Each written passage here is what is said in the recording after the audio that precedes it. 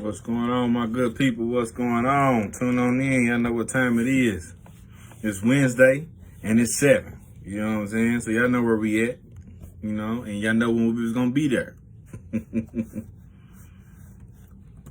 man.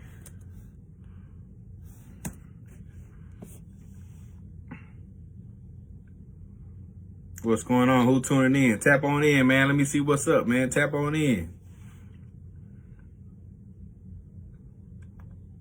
Tap on in. Coop, what's the word, sir? Coop, how you doing, my brother? TJ, what's up with you, bro? How you living, man?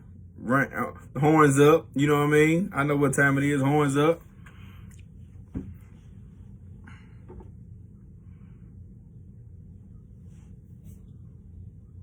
Hey, come on with it, bro. Come on with it. Hey, it ain't me, though. It ain't me. It ain't me, TJ.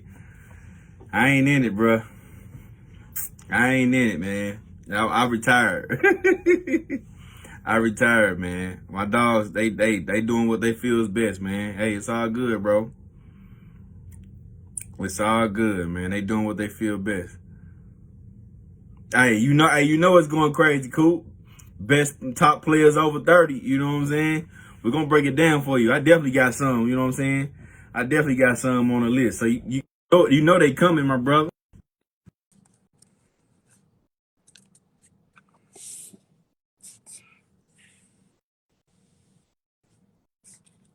Nah, TJ. I wasn't doing that, man. I wasn't doing that, TJ. Willie Jack, what's the word, sir? What's going on, man?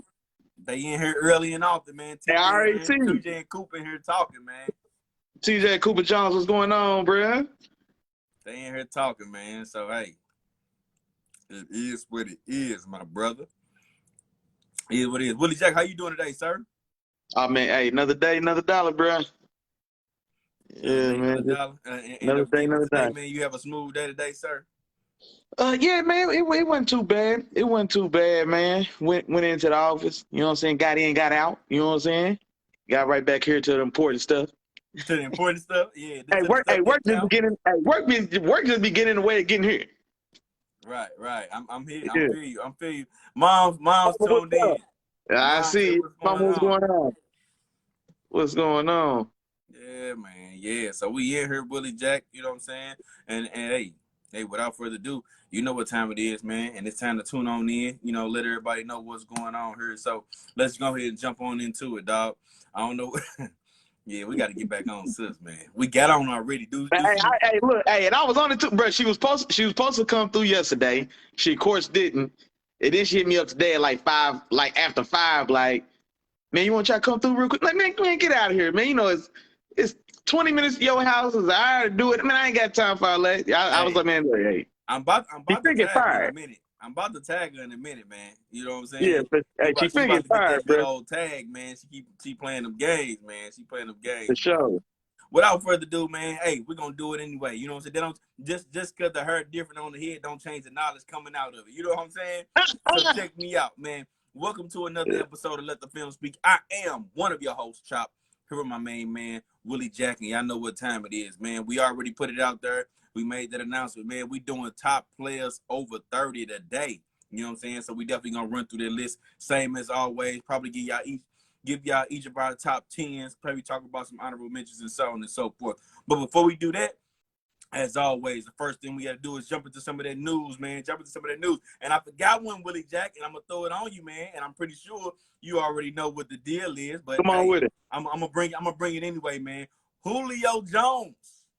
Oh, Julio Jones. Yeah. Man, how we forget Julio, man? He signs a 1-year deal, and why am I not surprised that it's with the Tampa Bay Bucks, man? The GOAT goes over to Tampa Bay, man. He's down in Florida.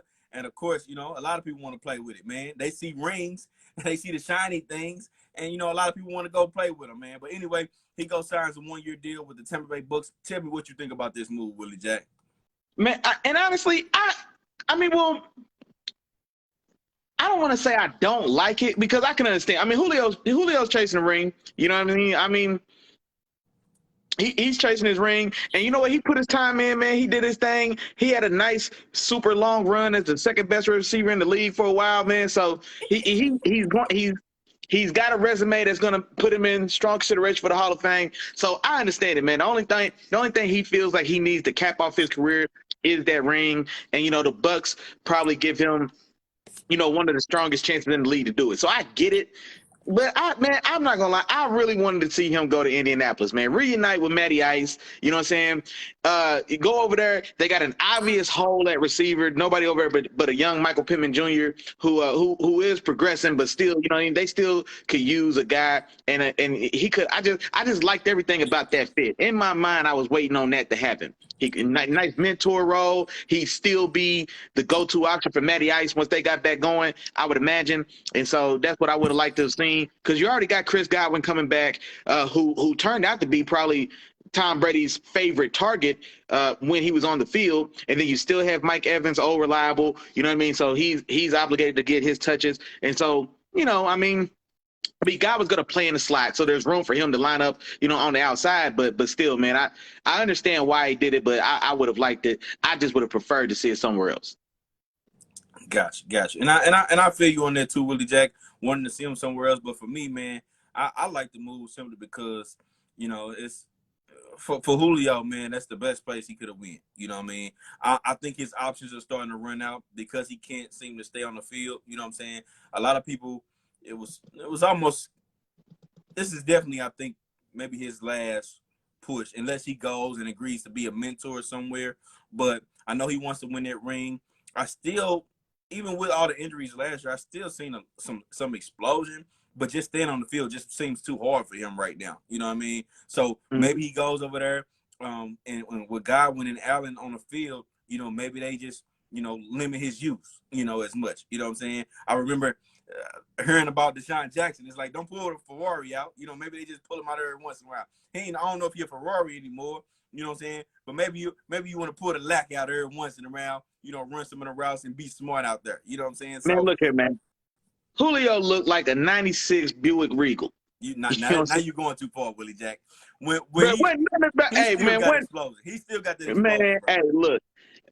As the 10th most explosive receiver in the league, the 15th most explosive receiver in the league, man, look, his time has came and went, man. You know what I'm saying? Well, not to be disrespectful. I don't want to go too hard on him. You know what I'm saying? Some of this is in jest a little bit, but man, the man's time has passed, man. You know what I'm saying? Like his time has passed, and like I said, this will last, because if it don't happen this year, I don't know, man. And it's been so quiet, all the talks around him. Like, there hasn't been any talks or grumblings about teams interested or visits he's taken, or like, I hadn't heard anything about it. You know what I'm saying? Like, anything about Julio at all since he got lost in Tennessee. You know what I'm saying? Before he found his way back home somewhere. But yeah, man. So I don't know, man. I think, like I said, his last one run at ring, man. And then man, I don't know how much longer Julio. I wouldn't be surprised if this is his last season. Period. I wouldn't be surprised at all. Yeah, go ahead. I was saying, and I wouldn't be surprised at it either if that was his last season, but I wouldn't say. I'm trying to figure out a bit. He's definitely not a number one receiver. His time has passed as a number one receiver. That's gone. You know what I'm saying? And like I said, the thing with him was just staying on the field, and he hasn't been able to do that the last few years. Now I'm gonna go. The last decade, man. What y'all mean last few years? Stop playing. The last decade. Hey, man, the boy ain't never not been injured, man. Boy, it wasn't too long. He was on a decade. Come on, Willie Jack. I ain't gonna let you exaggerate on here. I'm not gonna let you exaggerate. Less than 10 years, he had that 6-year run, brother. Stop playing, man. Come on, now I ain't gonna let you disrespect. 6-year run at second place? Who remembers the last 6 silver medalists? That ain't a man. Come on, man. You gave the last shot. All right, let me go ahead and say this, y'all. Let me go ahead and say this, y'all, because Willie, I think Willie has been a little bit too disrespectful to Julio. You know what I'm saying? He's been a little bit too disrespectful. Yes, it was. It's probably it's the second best. It was the second best 6-year run, but this is of all time. The only reason it doesn't, or the only reason, I don't know if that's the second best 6-year run that all time. The only reason it doesn't get as much exposure because during his 6-year run was the same years. It was 1 year off, Julio's lasted 1 year longer, but he had started 1 year later. But it was right behind. It was the same time AB was going through his, and we said multiple times that's the greatest 6-year run of all time. Is that correct? Oh, undisputed. Julio's 6-year run is the second best, but because it happened at the same time, of course you're not gonna give it as much a recognition. That's just like if a quarterback go out and he break a season a passing yards record, and it was a guy right behind him with 1 less touchdown and like 100 less yards, but it don't matter because it wasn't the record breaker. You get what I'm saying? So of course they're gonna get that recognition. But that boy was balling. That 6-year, woo-wee. I think you might be y'all might be mistaken. If y'all don't remember, go back and look at it. That boy was getting going crazy. And like I said, I definitely respect what he said, and that's why I said like I think he's gonna get some real Hall of Fame consideration. And honestly, man, I don't think it's far-fetched to say he had a Hall of Fame career. Miles, our dog, Miles is in here. Don't see like Miles don't think the boy's a Hall of Famer, bro. Miles, you got to talk in the comments, bro. He said he don't know about the Hall of Fame. And I don't know, man. Hey, you gonna have to, I don't know, man. I don't know. Man. I'm gonna need a little more. I'm gonna need you to expound on that a little bit in the comments, big dog. Tom T's in the building. What's going on with you, big dog? T Walk in the building. I understand, man. He's old, man, but I can't let you be disrespectful to my dog. You know what I'm saying? I mean, bro. Like, what's been the rap? What's been the knock on Julio his whole career, bro? It's been knick-knack injuries keeping him off the field. Like, I ain't make that up. That's his jacket. No, you know what I'm saying? You didn't make that up. You haven't made that up. But when you say a decade, I can't listen to you talk about nobody's injuries for a decade when the boy was getting 1,800 yards a year. I don't know what you're talking about. That boy was out here I'm just reading the news. I ain't make the weather. I'm just reporting it. That's all I can tell you. If he was out here injured getting 1,800 yards, then you really need to put some respect on that boy's name. You know what I'm saying? Like, that's all I'm saying. Yeah, 118-yard season, and it was cool. It was the same season. I think, boy, y'all better go look, boy. Was it 2? I don't know. I thought it was 1. I'll pull it up, though. I thought it was 1. Well, now I remember that year because that's the year that AB should have had 2,000 yards, but Ben Roethlisberger got injured, and AB had 6 games with like the second and third string quarterback. One of them was Michael Vick, who was shot, and AB also had 1,800 yards that same season, but he had 6 games. He only had 1,800 yards. You was right. That's a lot of yards. Hey, that's a lot of yards because you got to remember the record's 1964. Well, no, it was. I don't know what Cooper Kupp said it at now, but the record's 19. So 18 is a lot of yards. Now, if you did that more than once, that's a lot. But yeah, now AB had the same, was like 50 yards behind him, but didn't have his starting quarterback for 6 games. Yeah. AB was going for 2,000. Miles say he don't compare it to AB. If AB don't get in, Julio should either. Julio and AJ Green in the same boat. I wouldn't go there for either. Hey, I ain't gonna lie. Well, no, I was a huge AJ Green fan. Chopper tell y'all. For sure, AJ Green was on track for the Hall of Fame, but bro, like when Chop we talked to y'all about circumstance matter, he was stuck in Cincinnati. He fooled everybody into thinking that Andy Dalton was a solid quarterback, and then he got bit by the injury bug as well a little bit. And then the second half of his career it just kind of fizzled. And so his first 6-7 years in the league were some of the most productive ever as well, man. I really AJ Green is one of those ones, man. What could have been, man. For sure. All right, man. So we was talking about we jumped into some QBs and everything. I mean, we jumped into the wide receiver. What's up? What you gonna say?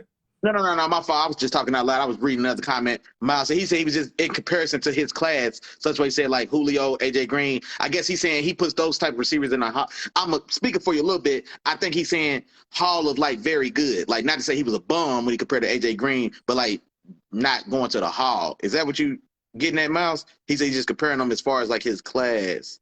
I don't know. He had talked to us in the chat. Go ahead, keep it moving. Yeah. Okay. Well, moving on, man. Hey, if y'all in here right now in the chat, man, is Julio Jones get a gold jacket or not, man? Somebody let me know in the chat. Yeah, y'all keep going. Yeah. So, he said exactly. I think he agreed with you, Willie. Okay. But moving on, man. Kyler Murray signs a 5-year extension worth $230.5 million. Go ahead. I'm sorry, cuz. I'm sorry. Tell me realistically. Okay. If Calvin Johnson's a Hall of Famer, then why not Julio? For me, Julio is. But I'm gonna tell you why though. It's a political game. It's a political game. And we Talk know to me, it. Mal. But no, Mal. Okay, yeah. So you agree that he's all fair. Okay, I wasn't sure where you was at on that. Okay, I think he should be. I think he should be. He showed some things that were special, and even in the playoffs when they had that big playoff run and they got to the Super Bowl, Julio played a huge part in that. He balled in the playoffs. You know what I'm saying? Yeah, Like he did his thing. I think he is. Oh, go ahead. I'm sorry. Go ahead. So now I'm gonna say. So he showed I'm gonna warn special you. moments. I'm getting like a little half-second delay. I should warn you. It might be my. It's a little. Okay, it's like lagging a little bit. My fault. Just heads up. Bad. No, you good. You good. But I was gonna say that, like in comparison to AB, I would say that I think AB should too. But you know they're gonna play the political game the same way they played it with T.O. You know what I'm saying? And I think AB is a Hall of Famer, but I also think Julio is too. Man, they had some special runs. And they did some special things in the league. It's just sad to say, it's the name of the game. You know what I mean? So I think they both should be Hall of Famers, honestly. You know what I'm saying? Okay. They were at the top of their game. Those guys were special. You know what I'm saying? So. Okay, and yeah, and honestly, I think so as well. Because you are. I mean, well, I know you know how I think about it. Like, how good were you at your best? And at his best, he was the second best receiver in the league for almost a decade. You know what I'm saying? So like, that's special. He was an All-Pro guy, numerous times, Pro Bowler, size, speed, specimen. So I mean, I think he was special. I'm not upset at all if he goes to the Hall. And then Coop said, our dog Coop, he said he agrees he's a Hall of Famer, but not first ballot. Okay, yeah, I can see that. Yeah, and I'm still surprised the Megatron's first ballot, honestly. But yeah, I can see that, Coop. Yeah, I can see just like that. Yeah. Got you. All right, man. On to the next one, man. Let's go ahead and move. Kyler Murray signs a 5-year extension, man, worth $230.5 million. That includes $105 guaranteed and $160 million if he gets injured. I think it was something like that in there. All right, guaranteed for injury, 160 guaranteed for injury. Yeah, so but this is the other part to this, right? And this kind of raises a question. The contract also includes an addendum that requires him to watch at least 4 hours of film a week. Okay. Yeah, I saw that too. That was weird. Talk to me, Willie. Break this deal down as far as your thoughts on it, and then what you think of this addendum. And you know what, man? And you know what? I wish that my dog Nick Hopkins, Hoppy, was in here, and my other dog Lonzo Spiller, Zoe. You know what I'm saying? They both went to CMU as well. Zoe wasn't. I don't know if you was there for Zoe.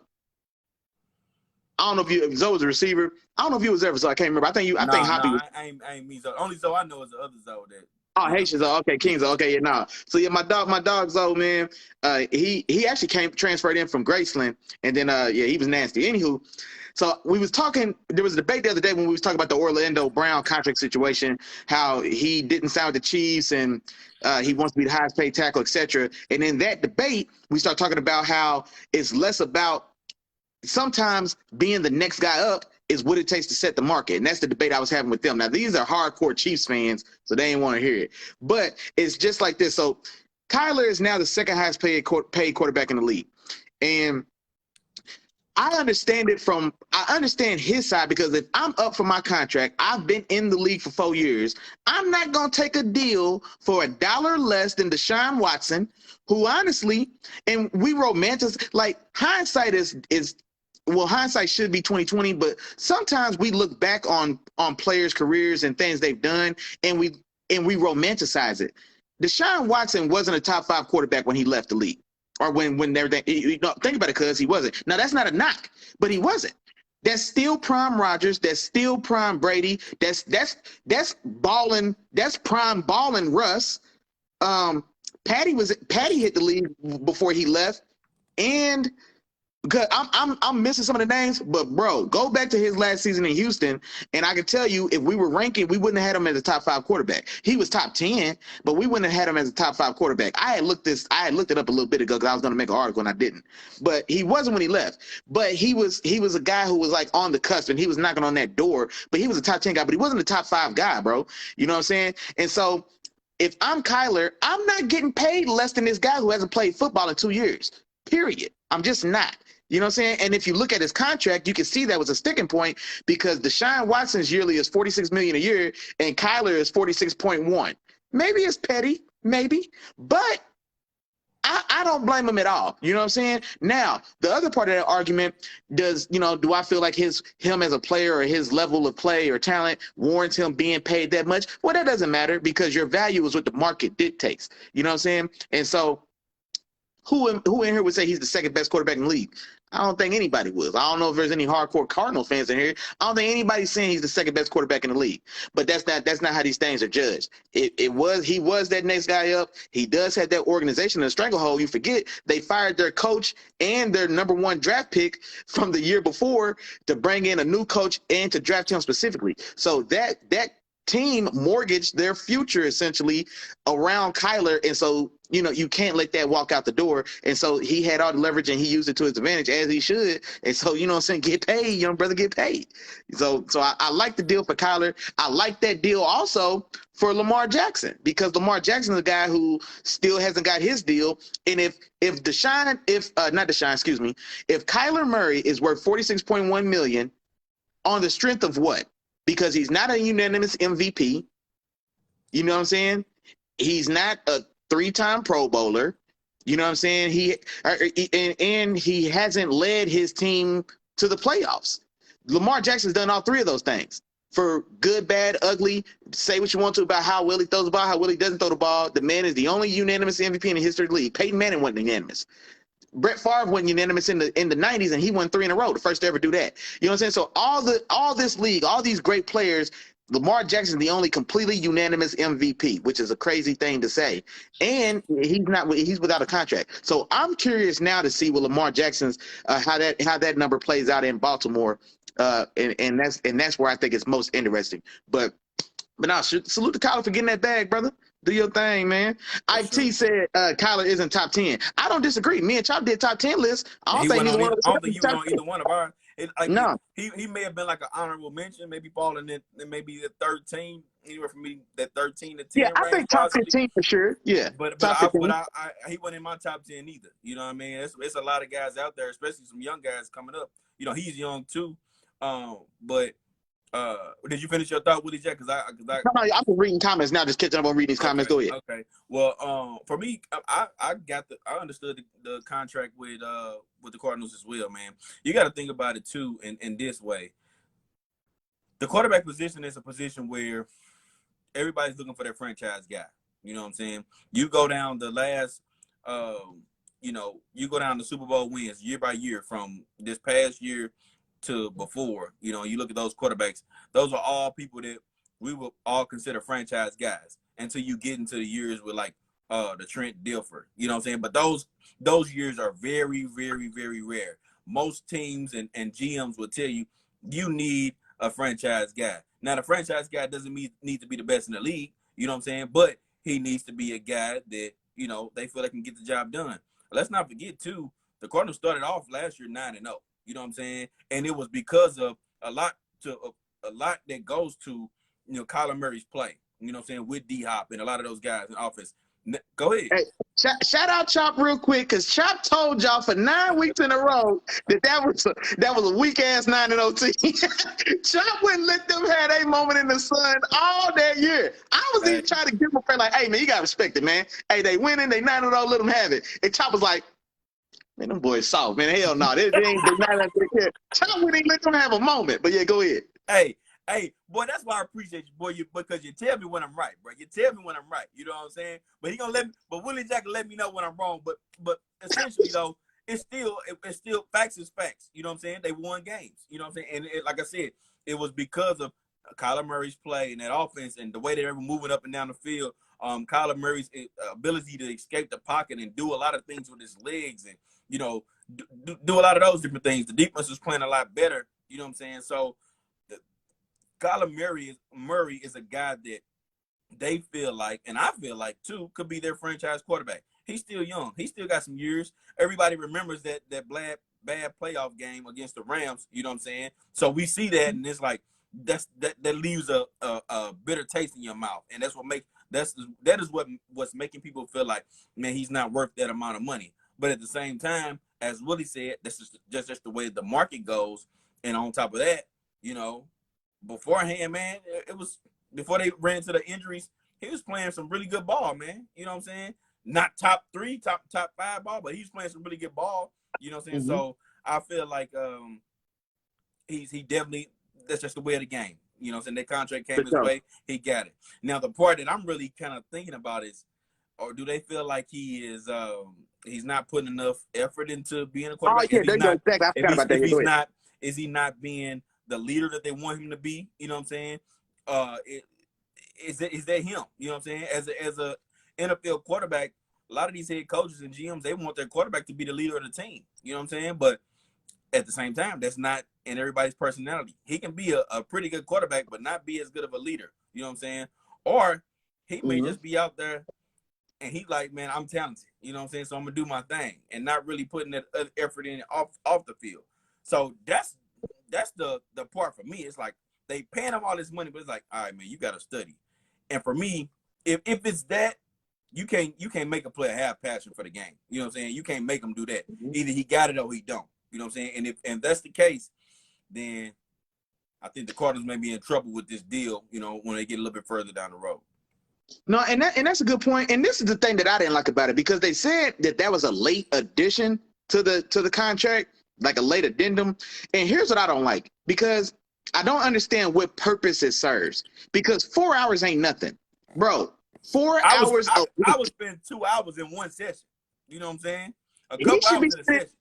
A film session for him during the course of a whole day, he should maybe see 4 hours of film in a day. Well, maybe not every day. That's extreme, but it can be extreme. Now, guys like Peyton and Tom and, you know what I'm saying, those type of guys, man, who knows how much the film they watching.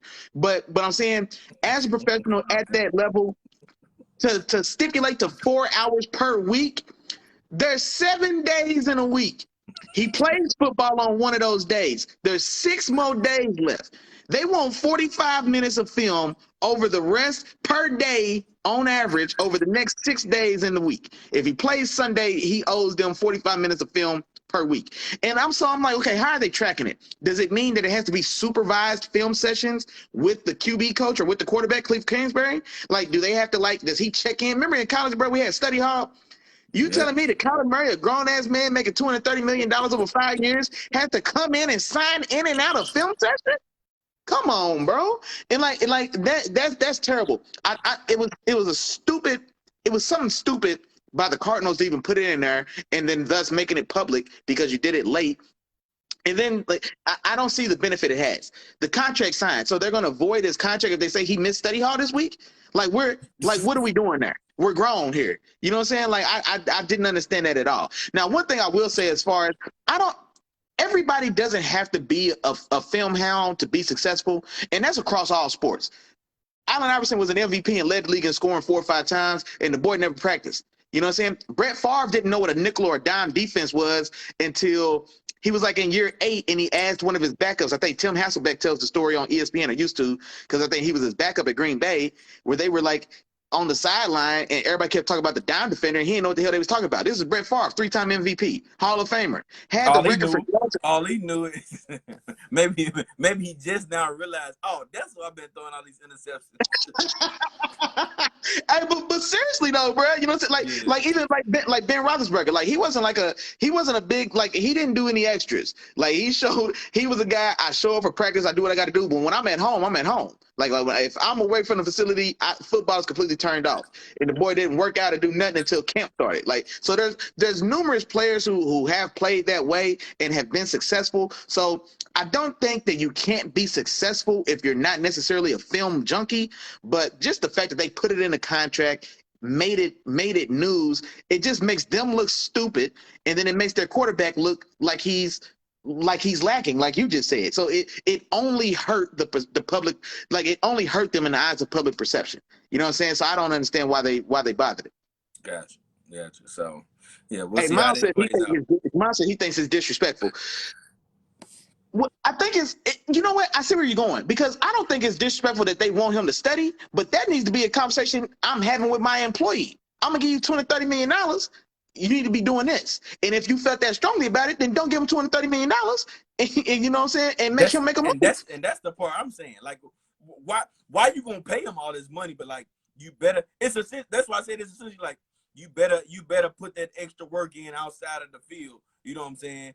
Because I'm paying you this money. You know what I'm saying? Think if y'all jobs did it. If your job came to you and said, hey, I'm gonna pay you this money, but you better do this and this and this and this and that. It's like, nah, you pay me because I'm worth it. You know what I'm saying? You know what I'm saying? I'm worth it. I've been here putting in my work. You know what I'm saying? I've been staying these extra hours. I've been doing all this stuff. I've been carrying this team. I've been throwing these passes or whatever. You know what I'm saying? They saw him to say, I'm gonna give you this money. No, you don't give nobody money and hope they're gonna do it. No, you give them money because you feel like they're worth it. Man, you getting what you paid for. You Yeah, know who I was it. for 4 years. So if I'm worth 230 million in these 4 years, and now you think now you're gonna like, bro, come on. It was like I said, they just made a joke of themselves in the situation, and they just put a black eye on their quarterback now publicly. Like some stuff you gotta keep in house. You know what I'm saying? Like if that's how y'all felt about him, that doesn't need to be something that the whole league knows. You know what I'm saying? And so, hey, and real quick, man, shout out to Real Deal STL Sports, just fell into the building, man. Skinny in the building.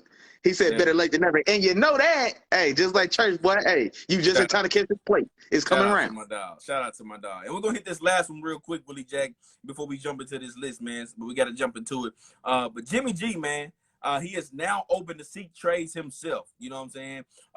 And from what I heard, my sources, they were already trying to make a deal, but now they're giving Jimmy G the opportunity and him and his agent to seek opportunities themselves. You know what I'm saying? So, Willie Jack, I'm going to ask you, man, what's going on with this, and what are the potential landing spots for Jimmy G, man? Man, the first thing I want to say about this is San Francisco played this whole situation extremely poorly. This is a complete organizational blunder on behalf of John Lynch and by association, I guess, Kyle Shanahan, because it's going to be Lynch's call to pull the trigger. For one, they did two things. They devalued their own asset. When you trade up all the picks they traded to go get Trey Lance, okay, the writing's on the wall. So don't think you're going to sell me full value on a quarterback we know you have to get rid of now. So that was number one. And then they thought that they were going to fool the rest of the league and by overvaluing Jimmy, like, no, we're not just going to let Jimmy go. No, Jimmy's a stud. Jimmy's a star. They kept talking about how impressive Jimmy was. Meanwhile, you went and got a guy who threw 50 passes in his whole quarterback career to replace him. You know what I'm saying? So, like, it never made sense. And then even before this period, when there was some early talks, the stuff that they were asking for was unrealistic. They wanted stuff like 2 firsts and a player for Jimmy G. In what world? In what world? If he was worth that, he'd be your quarterback right now. You know what I'm saying? So it was just handled poorly. And so now that they're running out of time, what it is, Chop, training camp's around the corner. Real training camp. Everybody had mini camp and OT unofficials. Official OTAs, official training camps are starting, and now they're foot to the fire because now, and well, here's my thoughts, and I know you feel differently. I don't see how you keep them on the team because, for one, people, the talk around that locker room is that boys love Jimmy G. You know what I'm saying? Like him and George Kittle are pretty much best friends. They wear like matching shirts with each other's faces on them and stuff like that. But the talk is that like that locker room, like boys like Jimmy G. You know what I'm saying?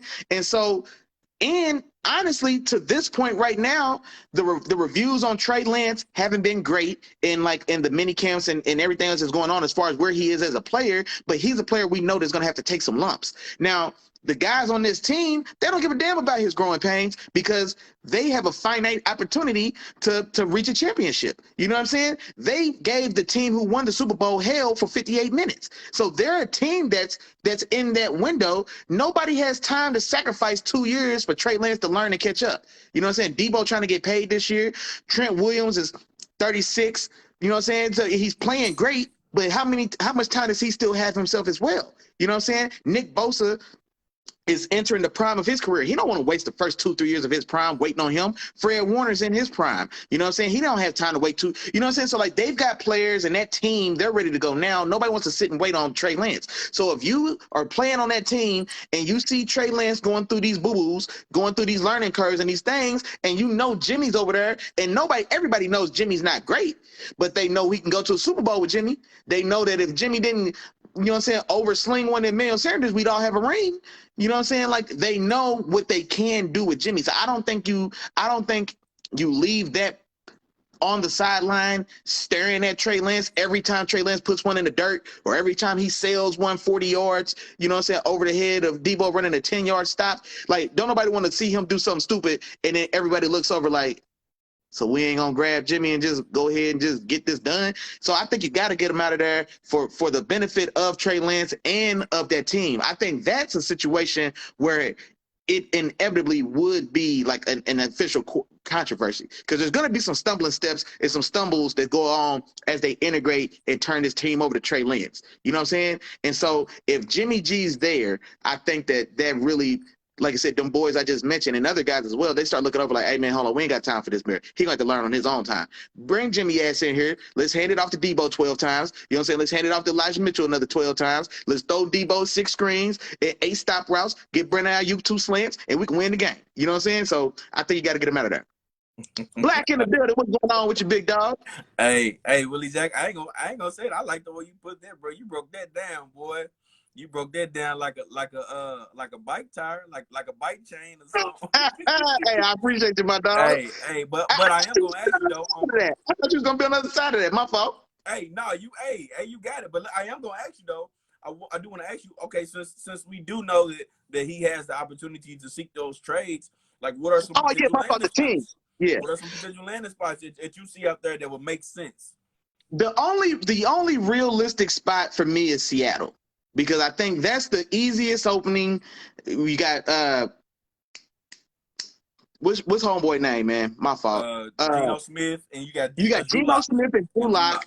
You know what I'm saying? So you got Bert and Ernie, you know what I'm saying, over there in Seattle. And this is the thing about it, because Jimmy Smith, Jimmy Smith is the new Andy Dalton, you know what I'm saying? Or he's the new, he ain't Kirk Cousins. Garoppolo. He got him. Oh damn, yeah, Jimmy Garoppolo. But yeah, you know what I'm saying? So like, he's that guy, like he's that line of just good enough to get it done. You know what I'm saying? Like he's that guy. You need a guy at least at the line of Jimmy G. And so the guys on Seattle's roster are below Jimmy G. Like if Baker didn't go to Carolina, then the easy place would have said Baker.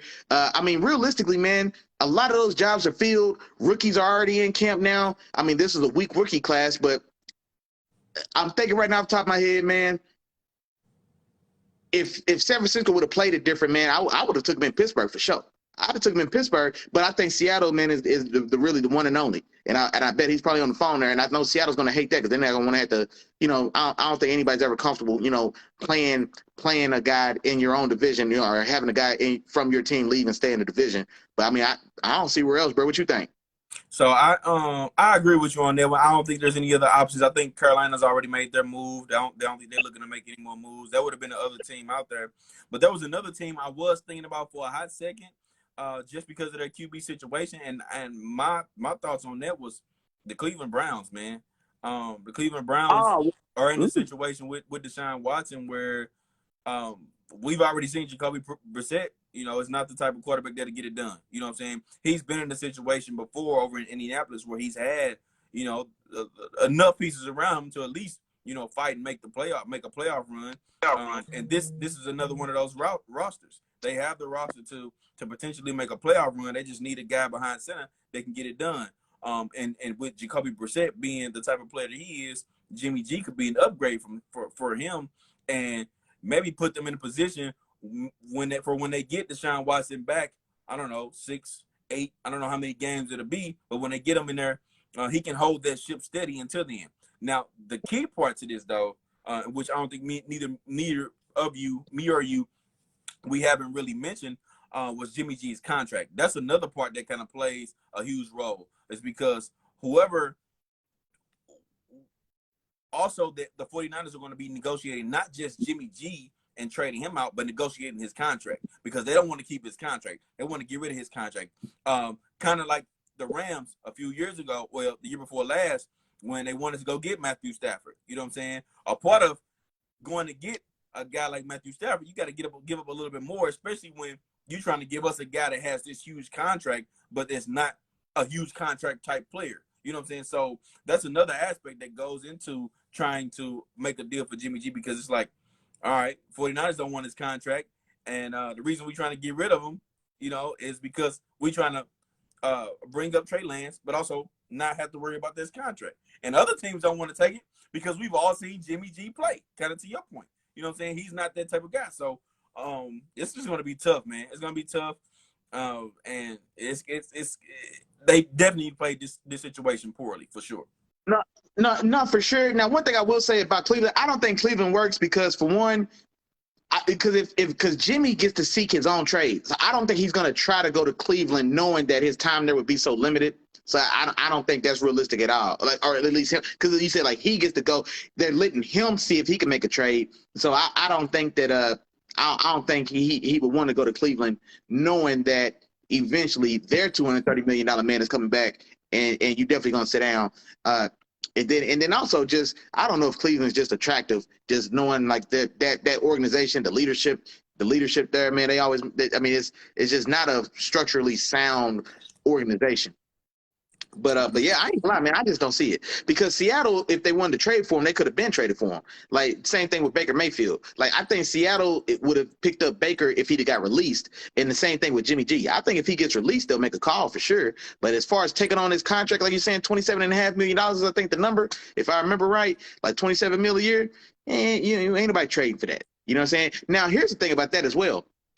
That's half the price of a top 5 quarterback now. So 27 mil isn't even a bad quarterback number for a starting quarterback. You know what I'm saying? Because we've got A.A. Ryan at 50. We've got Kyler Murray at 46.1. We've got Deshaun at 46. We've got Patty, you know what I'm saying, Patty Cakes at 45. We got Josh Allen at 44. So that's still roughly half or a little less than half of what the top echelon guys are going for.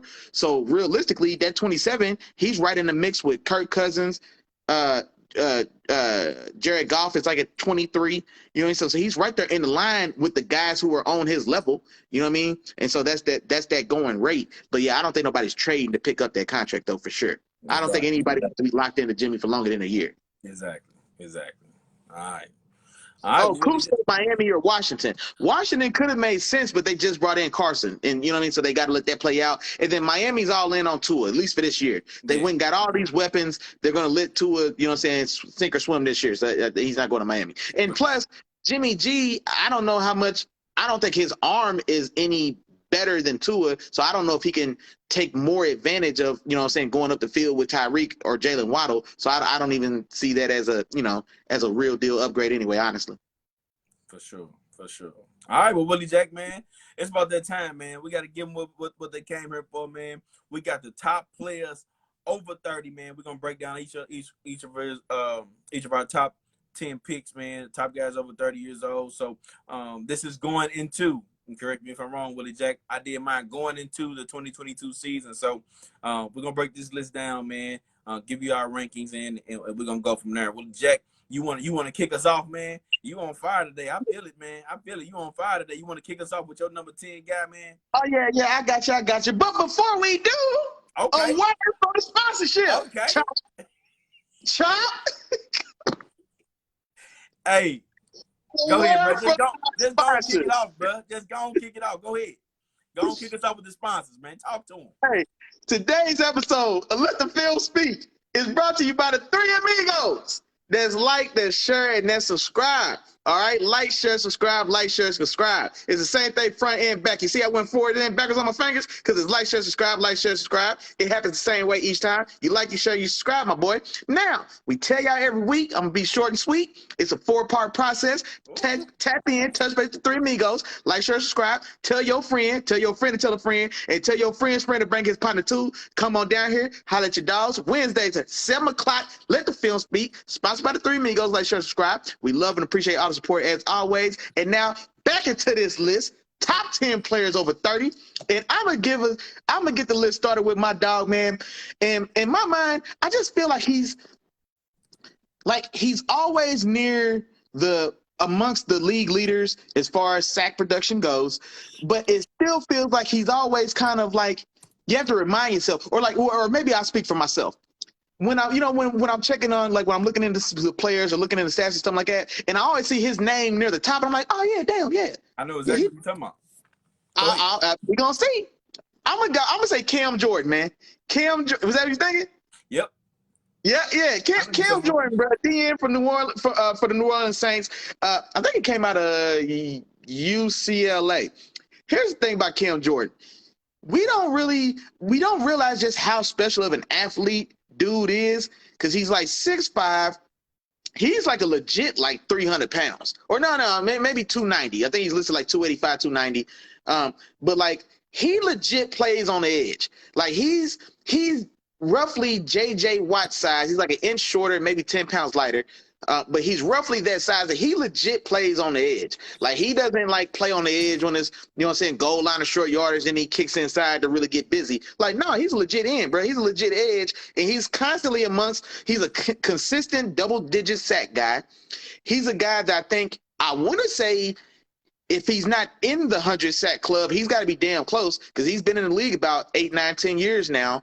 And he's a guy that I don't know if he'll get into the Hall of Fame, but honestly, resume-wise, I think he's a guy that deserves some strong consideration. When you look at the length of his consistent production, the amount of production, I think he was on that. I'm pretty sure he was on that Saints team that did win the Super Bowl against Peyton's Colts. I think so, or was that right before he got there? It may have been right. You know what? That might have been a year or two early. It might have been a year or two early. Yeah. He went on the Super Bowl team. He went on the Super Bowl team. Okay, yeah. Okay, so he doesn't have that. But I just definitely want to shout him out. I think he is still one of the more dominant pass rushers in the league. Last year actually started out a little bit of a slower year, and I think he had like a big sack game. He had like a 4-sack game against somebody, and I think he still got 10 sacks. But this is a guy, man, I think just his overall consistency and the size, to be as athletic at the size he is. I think him and Keenan Allen went to college, played on that same – no, they went to Cal, University of California. They went to Cal. Him and Keenan Allen played on that same California team, California Golden Bears or whatever. Also where Marshawn Lynch went to school, not together, but he also went there. Anyway, Keenan Allen used to tell stories about Cam Jordan in practice, and like he ran all his sprints with the receivers and the running backs, because like that's how athletic he was. Like he did all his like drill work with the fastest, most athletic group of players on the field. You know what I'm saying? And so this is a very special athlete, man, with that type of size and athleticism. He's got the production as far as number goes. He's got the consistency as far as doing it for a decade. And so yeah, definitely, man, a guy that kind of goes a little under the radar in my book, man, Cam Jordan. Got you. And I like that pick, man. He was a guy I really considered on my list, man. And he actually had made it for a second until I had thought about one other guy that I really, really like, and I think goes under the radar, and it has been going under the radar for a long time now. And then also took him off because I wanted to give some other guys some love. You know what I'm saying? Me and you kind of stick to our same traditions. You know, we talk about, but I really like that particular pick. And when you start talking about Hall of Fame, you made me think about Deion Sanders, right? And Deion Sanders always talks about there's some guys in there, man. They maybe belong in a Hall of Very Good, but not necessarily the Hall of Fame. And I think Cameron Jordan is one of those guys. He's a Hall of Very Good who could possibly go over there. He could possibly sneak in there. But at the same time, I don't know if anybody would ever say they seen something like just super special, you know, in Cameron Jordan. But as far as numbers-wise, consistency, and his play on the field, you know, he's very consistent. You know what I'm saying? Almost routinely in the double digits in sacks. And then, like you said, he is in a 100-sack club. He just touched it. He over 107 now. So he's in that 100-sack club right now. So I like that, though. I like that. A very respectable pick. But I'm going to switch it up, man. I'm going to switch gears for this first one, Willie Jack. I'm going to get somebody different. You know what I'm saying? And I'm going to go with my dog, the GOAT, the greatest of all time. And you may be thinking I'm talking about somebody else, but I'm talking about the greatest of all time at the kicker position, and I'm going with my dog, Justin Tucker. You know what I'm saying? Justin Tucker, 32 years old, 5-time All-Pro, 5-time Pro Bowler. And let me explain this to you, right? So you got your All-Pros, and you got your Pro Bowlers, right? The kicker is the one position where it's only one guy that get that. Ain't nobody else. So that means you have to be the very best in the league. This guy has done it 5 times. The very best in the league 5 times. That's what he's been voted as. You know what I'm saying? Pro Bowler, you know what I'm saying? In 5 of them years. Right now, still, it's only his 10th year in the league. We're going into 11 years in the league. And right now, of all time, he has the highest field goal percentage, man. So I'm giving some love to the kicker today. You know what I'm saying? Giving some love to my dog, Justin Tucker. You know what I'm saying? Because I feel like he deserves it. Me and you had a conversation about him a long time ago. We went back and forth a lot. But I feel like I want to give a kicker some love today, man. So Justin Tucker, I'm starting my list off with him as my number 10 guy. No, and you know what, bro? That's a very, very, very good selection, bro. I gotta give it to you. That's a damn good selection. And I ain't even look at kickers. I ain't gonna lie to you. I ain't even check. I ain't even check it all. But if there is gonna be a kicker on this list, then yeah, it's got to be Justin Tucker for sure. Yeah, I mean he's Aaron Rodgers of kickers. You know what I'm saying? Like he's got all the talent, he's got all the numbers, he just ain't got the rings. But it's all good. You know what I'm saying? A-Rod going to the Hall of Fame also. This dude crazy, dog. This dude off the chain, boy. So yeah, that's my number 10 guy, man. But yeah, I'm gonna go ahead and get drop down, man. Let's get into some of these trenches, man. To some of the guys that played the position that my dog Willie Jack played, man. So Cameron Jordan, he actually just missed my list, but like I said, I really like that pick. But I'm gonna go with Khalil Mack, man. Khalil Mack sitting at 31. You know what I'm saying? And it's for sure an all-pro caliber player.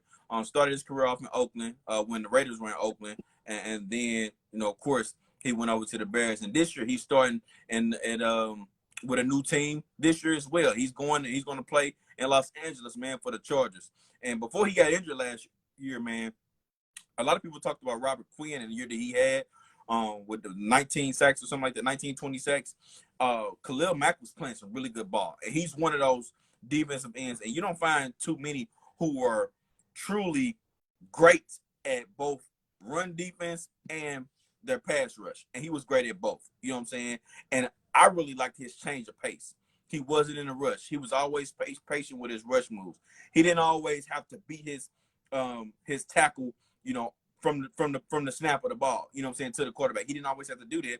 He can take his time, set up his offensive tackle, and he will win that way. So Khalil Mack is still, even with all the things that people say about him, he's still a top defensive end in this league, man. And when healthy, man, he's a menace. You know what I'm saying? He's and it's a lot to try to block a guy like him. So Khalil Mack is my 9 spot right here.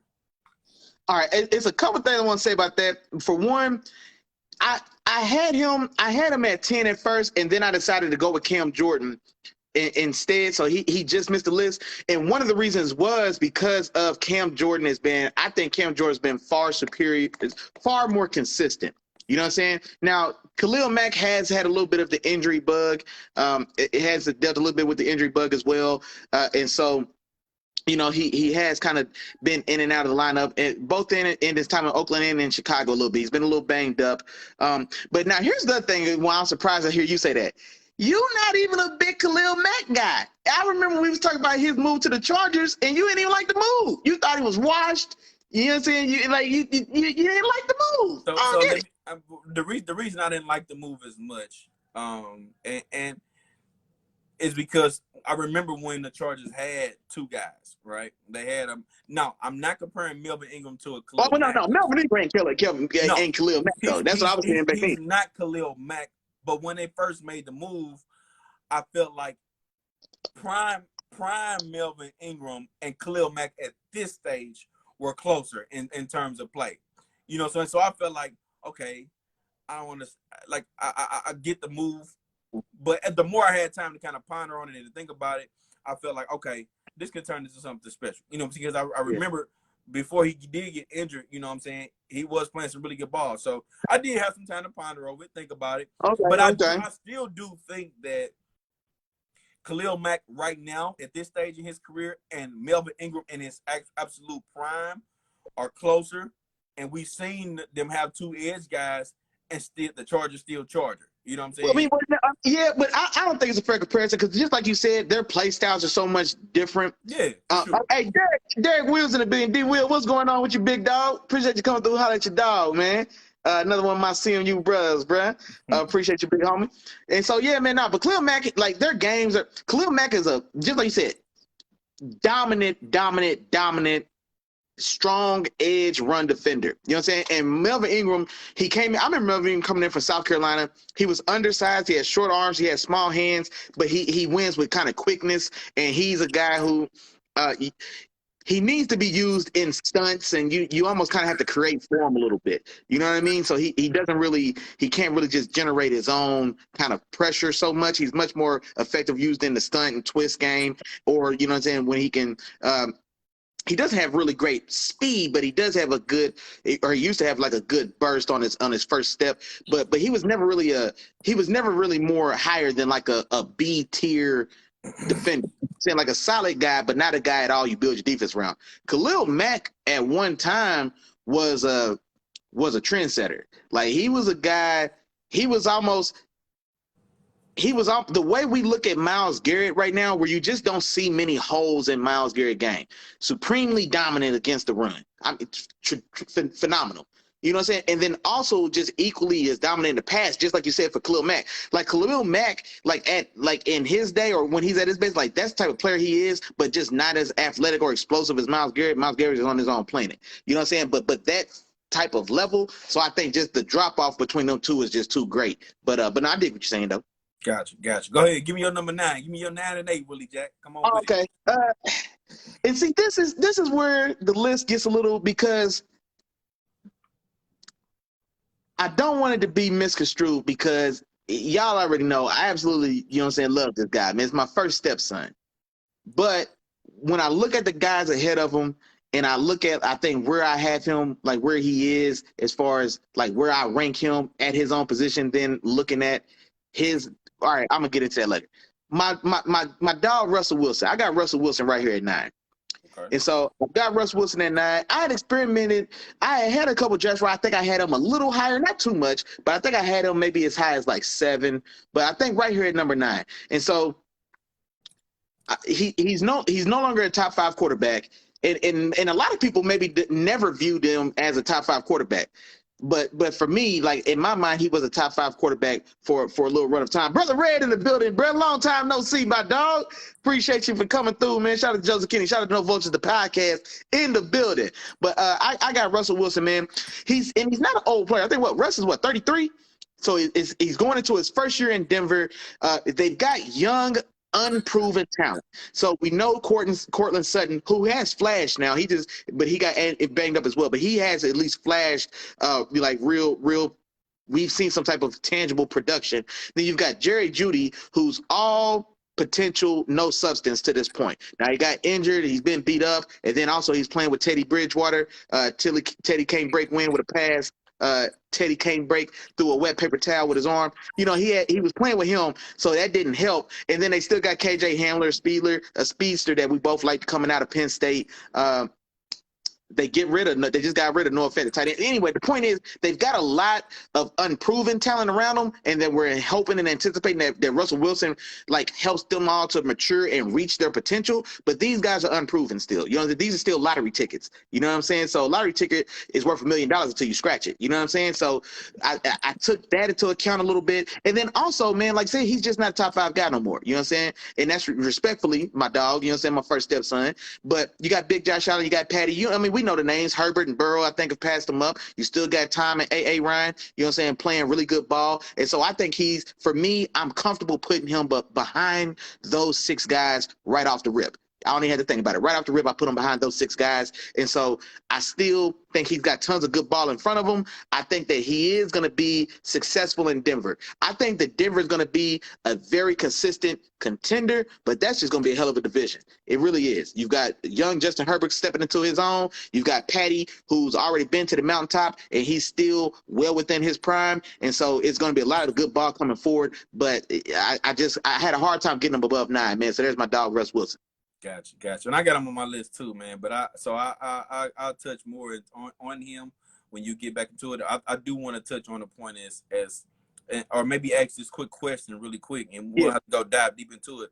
But do you feel like if a guy misses a season due to injury, you know what I'm saying, but before he missed that season, you know what I'm saying, he was considered, a top 5 guy, you know what I'm saying, does he drop that drastically because of the one season he missed, or like how does that work? I'm curious. I just want to know your point on it. Look, I can answer that with my next guy if you want me to do it. Well, go ahead, talk to me then. Go ahead. This is where I got DeAndre Hopkins. Okay. At number 8, I got DeAndre, and it's just for the reason you said, a perennial top 5 guy. So he came in and picked up that mantle from AB and Julio. So AB and Julio had a nice 6, 7, 8 year run as like where they were the top 2 guys going back and forth. And then as they started to kind of not to say they phased out because they still playing. Well, AB still playing good ball when he's on the field. But not to say that they just completely just aren't the guys aren't guys anymore. But it transitioned to where Hop came in and kind of assumed that role as the top guy, arguably in the league, or at least he was at least top two. You know what I'm saying? And he held on to that for a good, I want to say a good 4 years or so. You know what I'm saying? His first year in Arizona, balled, went crazy. You know what I'm saying? So now last year, just like what you're saying, he was injured. He got banged up. He got beat up a little bit. It didn't look the same when he was on the field, and so. That's why I took that into account, and that's why he's here at 8. But I didn't want to overplay that as well. You know what I'm saying? I don't want one outlier year, because right now this last year is an outlier. It's not a pattern. And so I don't want to let this one outlier year completely knock his whole full legacy. And it's not like his legacy of great play was 3 years ago. It was just his last healthy season. His last healthy season, he was a problem. You know what I'm saying? So I didn't want to completely disregard that, and that's why I still got Hop. But let's say if this list is 2 seasons ago, coming off the season he had 2 seasons ago, then I don't know how Hop wouldn't be like in the top 3. You know what I'm saying? Because that's the level of receiver he is. Now these days, I guess Devontae Adams, and you know what? No, Devontae Adams wasn't 30. He was 29, wasn't he? Let me make sure I ain't tripping, because Devontae Adams ain't on my list. Because Devontae was 29 when I checked. He was 29 when I checked. If he's 30, I need to change this list. I'm about to say, okay, yo, he ain't on yours, Lee. Okay, good. Then don't even trip. Don't even trip. So, okay, we good. But yeah, but that's where I got DeAndre Hopkins, just like you said. So I still think you have to respect them for what they were. And like I say, it's literally just 1 year. Like if we look back over the last 8 years of Hop's career, it's just this one last year, and he was injured. You know what I'm saying? So I got to give him the benefit of the doubt, and that's why I got to show him love, man. I still got Hop at number 8. Gotcha. And he's 29, so we in the clear. We in the clear, Willie Jack. So he's 29. He's 29. Okay, yeah, I thought so, yeah. But I'll say this, though, Willie Jack. I do like the pick, man, but I do think the QB position is a little bit different from the wide receiver position, all right? And the reason I say this is because with D-Hop, the wide receiver position requires you to be athletic all the time. You know what I'm saying? The majority of the time. It requires you to run routes, to get open, make catches, all those different things. So as you get older, that position is affected more than a quarterback position. You know what I'm saying? As we can see, some quarterbacks don't need to be athletic at all. As long as you can still throw the ball and you're still smart, then you are capable of being a good quarterback in the league. You know what I'm saying? So he didn't quite make my list. He is another guy on my honorable mention. But he is one of the guys going into this season. I feel like we are going to see a little bit of a drop off from him, and of course, on top of that, he'll be missing the first 6 games of the season. So I mean, that played a role into my decision as well. So I'm sorry, because real quick, man, we had a couple comments, couple faces dropped in. We already shouted out my dog, brother Red Joseph Kenny. Shouted No Vultures podcast one more time. Baby sis in the building. Big Boss Bev said, "What's the list about?" And I answered you in here, but just to make sure that we didn't miss it, I think PFF or NFL.com or somebody had posted a top 30 players over 30s list heading to the season. And so me and Chop decided to, do our own twist and do a top 10 players over 30 heading to the season by comparison. Okay, matter of fact, now I'm scrolling down, see TJ Deadwaller answered that. Shout out to you, TJ. And then Big Boss Bev, he also said that, I assume he's got to be talking about Russell Wilson. He said he's a top 5 quarterback. Hey, bro, I ain't gonna lie. I drove the Russell Wilson fan wagon for a lot of years. But I'm not going to lie, bruh. I got a hard time putting him in the top 5, bruh. I got a hard time putting him in the top 5, Chop. Hey, Big Boss, bruh. Hey, you got to give me your 5, dog. I need to see your 5, man. I love Mr. Russell Wilson. But, okay, hey, and here's TJ. TJ said he doesn't have him above Brady, Rodgers, Mahomes, Allen, Lamar, or Herbert. I think that Lamar, I think he's in consideration with Lamar. If you got Lamar in the 1, 2, 3, 4, so you got Lamar at 5, I think him and Lamar can duke it out for a spot in the top 10, but I don't know if I'd have either of those guys above Herbert like you did. Brother Ray said his dog KJ Hamler hasn't showed up. He was big time at Penn State. I don't think it's too late for him, man. I think me and Chop both liked him a lot coming out. Now he that was he's injured got for the season, he was out for the season last year. So. Yeah, he was injured, and then like I said, he had Teddy King Brankwood at quarterback. You know what I'm saying? So we've seen what Russ could do with a guy that can stretch the field. You know what I'm saying? I don't like in my mind. I mean, KJ Hamler, maybe he can turn into. Well, no, I was gonna say the new Tyler Lockett. You know what? Maybe he really could. Maybe could like a speedy guy that. I don't know. I don't think it's too late for KJ Hamler though, especially with Russ coming in there. So I don't think it's too late. What do you think? Yeah, I don't think he's a bust yet. I wouldn't call him a bust. Well, I wouldn't call him a bust. No, it's too early. All right. Well, let me move on, man. I'm gonna go into my number 8 guy, man. What you say? No, I said my bad. Go ahead. Good. Okay. So I'm going to my number 8 guy, man. My number 8 guy is Kansas City Chiefs tight end, man, Travis Kelce. All right. Travis Kelce, 32 years old, man. Easily to me, the best receiving tight end in the NFL. Maybe the best route running tight end as well. And he is that guy for Mahomes, man. That guy that no matter what, he's gonna find an open spot. He's gonna be that third down guy. He's gonna make those tough plays. You know what I'm saying? He can also be used in a lot of different gadget ways to make, defenses, respected. You know what I'm saying? So Travis Kelce, man, he's a wonderful, a great tight end. He's been there and been consistent for years. And he's definitely going down the top 10 all time. You know what I'm saying? As far as tight ends. And I don't know. He may have been already on our list when we did our top 10 tight ends of all time a while back. But he's definitely one of those guys, man, that's been shattering a lot of records. And he's an all-timer for sure, future Hall of Famer. And I think he's going to continue to be there, especially with my boy Hill out of the door. Kelce is still going to continue to be that guy for Mahomes, especially in big-time situations. And now that I mentioned it, we looking at 6 back-to-back 1,000-yard seasons for Travis Kelce, man. So, man, solid guy. I definitely think he's one of the best. So I got him on my number 8 spot. Okay, and you know what? Kelce's on my list as well. Real quick, Brother Red, Joseph Kennedy, he said Kelce should be higher. He's nice, most athletic tight end he's seen since a healthy Jeremy Shockey.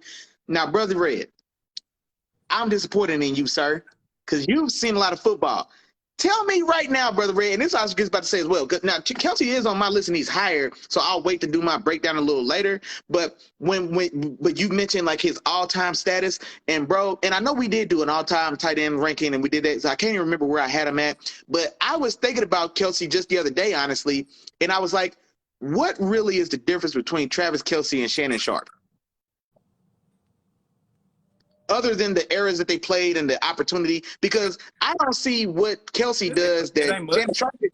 It ain't much. I don't see anything. And I think Shannon was faster.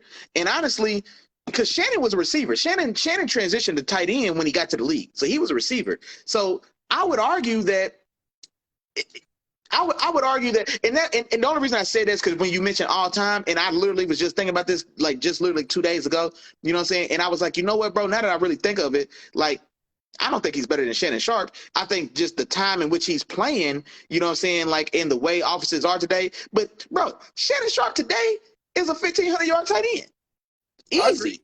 I agree. Like, you know what I'm saying? And so, but no, I definitely do agree with Brother Red in that I think that I don't know, bro, because he's been the number 1 or number 2 tight end in the league now for about 5, 6, 7 years. And honestly, I don't think he's slowing down. I'm curious to see who you got in front of him. I was like, hey, I ain't gonna lie, bro, I got him a little higher than that. I'm gonna talk to you about the next guy, and the next guy you probably gonna disagree with, but at the same time, I seen them two duke it out. And this guy that I'm gonna tell you about got the best of Travis Kelce. You know what I'm saying? So yeah, that brings you to my number 7 list, man. Levante David, man. I gotta give the boy Levante David his respect, man. Gotta give him respect. Also 32 years old, man. One of the best, if not the best in my eyes, coverage linebackers, in the NFL right now. A leader of this Tampa Bay defense. And just like I said, man, he was a guy where they told him, and I don't know if y'all heard him tell the story, he'll tell you the story, but they told him, like, look, this is the Super Bowl. In the Super Bowl, you got Travis Kelce. You know what I'm saying? And he held it on. He held his own. Now, don't get me wrong. There was other parts, that played a role in this particular game, as far as the offensive line troubles that Kansas City Chiefs were having, and, the defensive line of the Bucs just manhandling them and having Pat running all crazy. But Levante David had a huge role in that because he took away Pat Mahomes' guy. You know what I'm saying? And then on top of that, that defensive line didn't give Pat Mahomes enough time to stretch the field and get it to Hill. You know what I'm saying? So Levante David played a huge role in that game, man. And then not only that, he's just a consistent linebacker all the way around. Routinely over 125 tackles a year on average. You know what I'm saying? So he's getting to that ball. You know what I'm saying? And he's just, like I said, the leader of that defense, man. He holds that defense down. And he is a really, really solid linebacker who has not been getting his just in the league pretty much since he's been in it. You know what I'm saying? He's been a really consistent and good linebacker for a long time, and he continues to be. He just hasn't been getting the acknowledgement that I feel like he deserves. So Lavonte David, man, my number 7 spot, man, it goes to him over Travis. Y'all probably don't agree with it, but I'm going with it. I'm riding. No, I'm not gonna lie, man. And I like he's not on my list, but I like that you included him because just like you said, bro, he really is a guy that has been a little under the radar and hasn't got his just due. He's been playing good ball for a lot of years. I remember like I said, in Tampa his whole career. I remember they drafted Quan Alexander as a young athletic linebacker to come in and kind of not necessarily replace him, but was supposed to kind of take that mantle. And he's still there, and Quan Alexander ain't. Then you draft Devin White, number 5, top 5 pick at linebacker out of LSU, and for all the love and publicity, and I feel like people overvalue Devin White, he's still not the best linebacker on that team. Lavonte David is still the best linebacker on that team, and so I love that pick, man. I love that pick. I love that you've got 2 picks so far that are like off the beaten path, but they're good picks because like my list is probably a little more chalk, and so I'm glad that you actually threw in some names that we probably would have overlooked if not for it. So now that's a very good selection, very good pick. Yeah, I like Lavonte David. I like Lavonte David. All right, well go ahead, jump into it. Him and Demario Davis may be 2 of the most underrated linebackers like of their generation. You know what I'm saying? Like both of those guys. I remember Demario Davis when he was with the Jets. He's got more publicity now that he's with the Saints. And he's been a stalwart in that Saints defense, which has quietly been like a top 5 defense for like the last like 3, 4, 5 years as well. But yeah, him and Demario Davis, man, both guys. I think they're both early 30s, and both guys that kind of don't necessarily get all the recognition they probably deserve. That was a good pick. Gotcha. I appreciate that, sir. Appreciate that. Well, go ahead. Jump into your number 7, man. Who's your 7 guy? Yeah, my number 7, man. This is where I got my dog. This is where I got my dog Cam Hayward, man. This is where I got my dog Cam Hayward, defensive tackle from the Pittsburgh Steelers. And what's crazy? Oh, hold on, Brother Red said, "Is David a poor man's Derek Brooks?" You know what? Let me come back to that, Brother Red. Let me think about that because I think, and I don't want to sound like this is a knock. I almost feel like sometimes we overvalue Derek Brooks all time as well. I'll explain that, but I think just a hair, just a tad. You know what I'm saying? Like I don't necessarily like him mentioned with like with Ray Lewis. Like no, I think there was still a step. I think Ray was still a step. Or that's a different conversation. I'm gonna think about that though, as far as him and Lavonte David. I'm gonna think about that. And they both play in Tampa. Derek Brooks and Lavonte, Tampa 2 defense. The original for sure. Different responsibilities. That's I'm gonna think about that. But excuse me, got distracted. Cam Hayward, man. So Cam Hayward, the thing about Cam Hayward, man, out of the Ohio State, my dog, we drafted in the first round, at the end of the first round, I think after one of our Super Bowl years. But anywho, he really, because he's I think like 34 or maybe even 35. He's 33. Oh, he's 33? Oh, he's younger than I thought he was. I thought he was a little older than that. Because I was going to say his career really took off kind of like it really kind of took off like once he got closer to 30 is when he really started getting recognized. He made some All-Pros, he made some Pro Bowls, and he started kind of getting – he was like a guy like Lavonte David who was playing really good ball but just didn't feel like anybody noticed. And then here over these last like 3-4 years especially, like he's really been getting like his recognition and his just due, which I'm super happy about because dude's a baller. But yeah, man, I think he is, for my money, he's been consistently the second best defensive tackle in the league behind only Aaron Donald for probably I'd say the last 3 years for sure. And then I think before then, you could say him and Fletcher Cox were kind of duking it out for that number 2 guy behind Donald. But Fletcher Cox is kind of, he's on his downside, or his best days have kind of passed him now. But I still think for my money, Cam Hayward is still the number 2 guy. Chris Jones with the Chiefs is making a push and making a run and playing real good ball as well. But I still wouldn't take him over Cam Hayward, not right now today. And so I got Cam Hayward at number 7, man. Okay, cool. I Yeah. like that pick, man. I like that pick. He's another guy that's also on my list. So I'm gonna save what I got for. I like that. Well, go ahead, man. Okay. You got one more for me. Yeah, and then so my number 6. Now this is where the list kind of starts to get a little dicey, or not dicey, but this is where I got Tom Terrific, touchdown Tommy. This is where I got the walking goat, man. This is where I got Tom Brady. And the thing about, I've got a real love-hate relationship with Tom Brady. Chuck could probably tell y'all about it, but I really do, because I really couldn't stand Brady's ass for like 15 years while he was in New England, and I really kind of have grown to like him more and respect him a little more, or maybe not respect him, but like him more that he's been in Tampa. But still, I still got touchdown Tommy, man. The boy's 52 years old. He's still slinging it with the best of them. Won all those championships with a couple asterisks on half of them in New England. It's all good. He went and got a fresh ring in Tampa Bay, and stayed in contention in a second year as well, and just still playing at the top of the league. I still don't know if there's a quarterback that any of us really trust in this league more than we trust Tom Brady. I'm not talking about overall raw talent, raw skill, raw arm power, none of that. If you whatever anybody wants to call the most talented team in the league, if you want to say that's Kansas City, if you want to say that's Buffalo, you want to say that's the Rams, you want to say whoever, none of us would be uncomfortable with Tom Brady leading your team. Just like, there's just no quarterback you trust that none of us trust more than Tom Brady. You know what I'm saying? And so still playing at the top of the league, man. Still, like I said, this year expected to make a really deep run and be in a contention for another Super Bowl. Like I said, man, the only man to probably come close to defeating Father Time is Mr. Tom Terrific, man. So Tom Brady came in at 6 for your boy. Okay, I like that one too. But I'm gonna go ahead and jump into my number 6, man. My number 6 was actually Cameron Hayward. You know what I'm saying? Okay. I had Cameron Hayward as my number 6 guy, man. I knew this was gonna be a favorite for Willie Jack. You know, especially because he's a Steeler. You know what I mean? And you can't. To Willie, you can't go wrong if you pick a Steeler.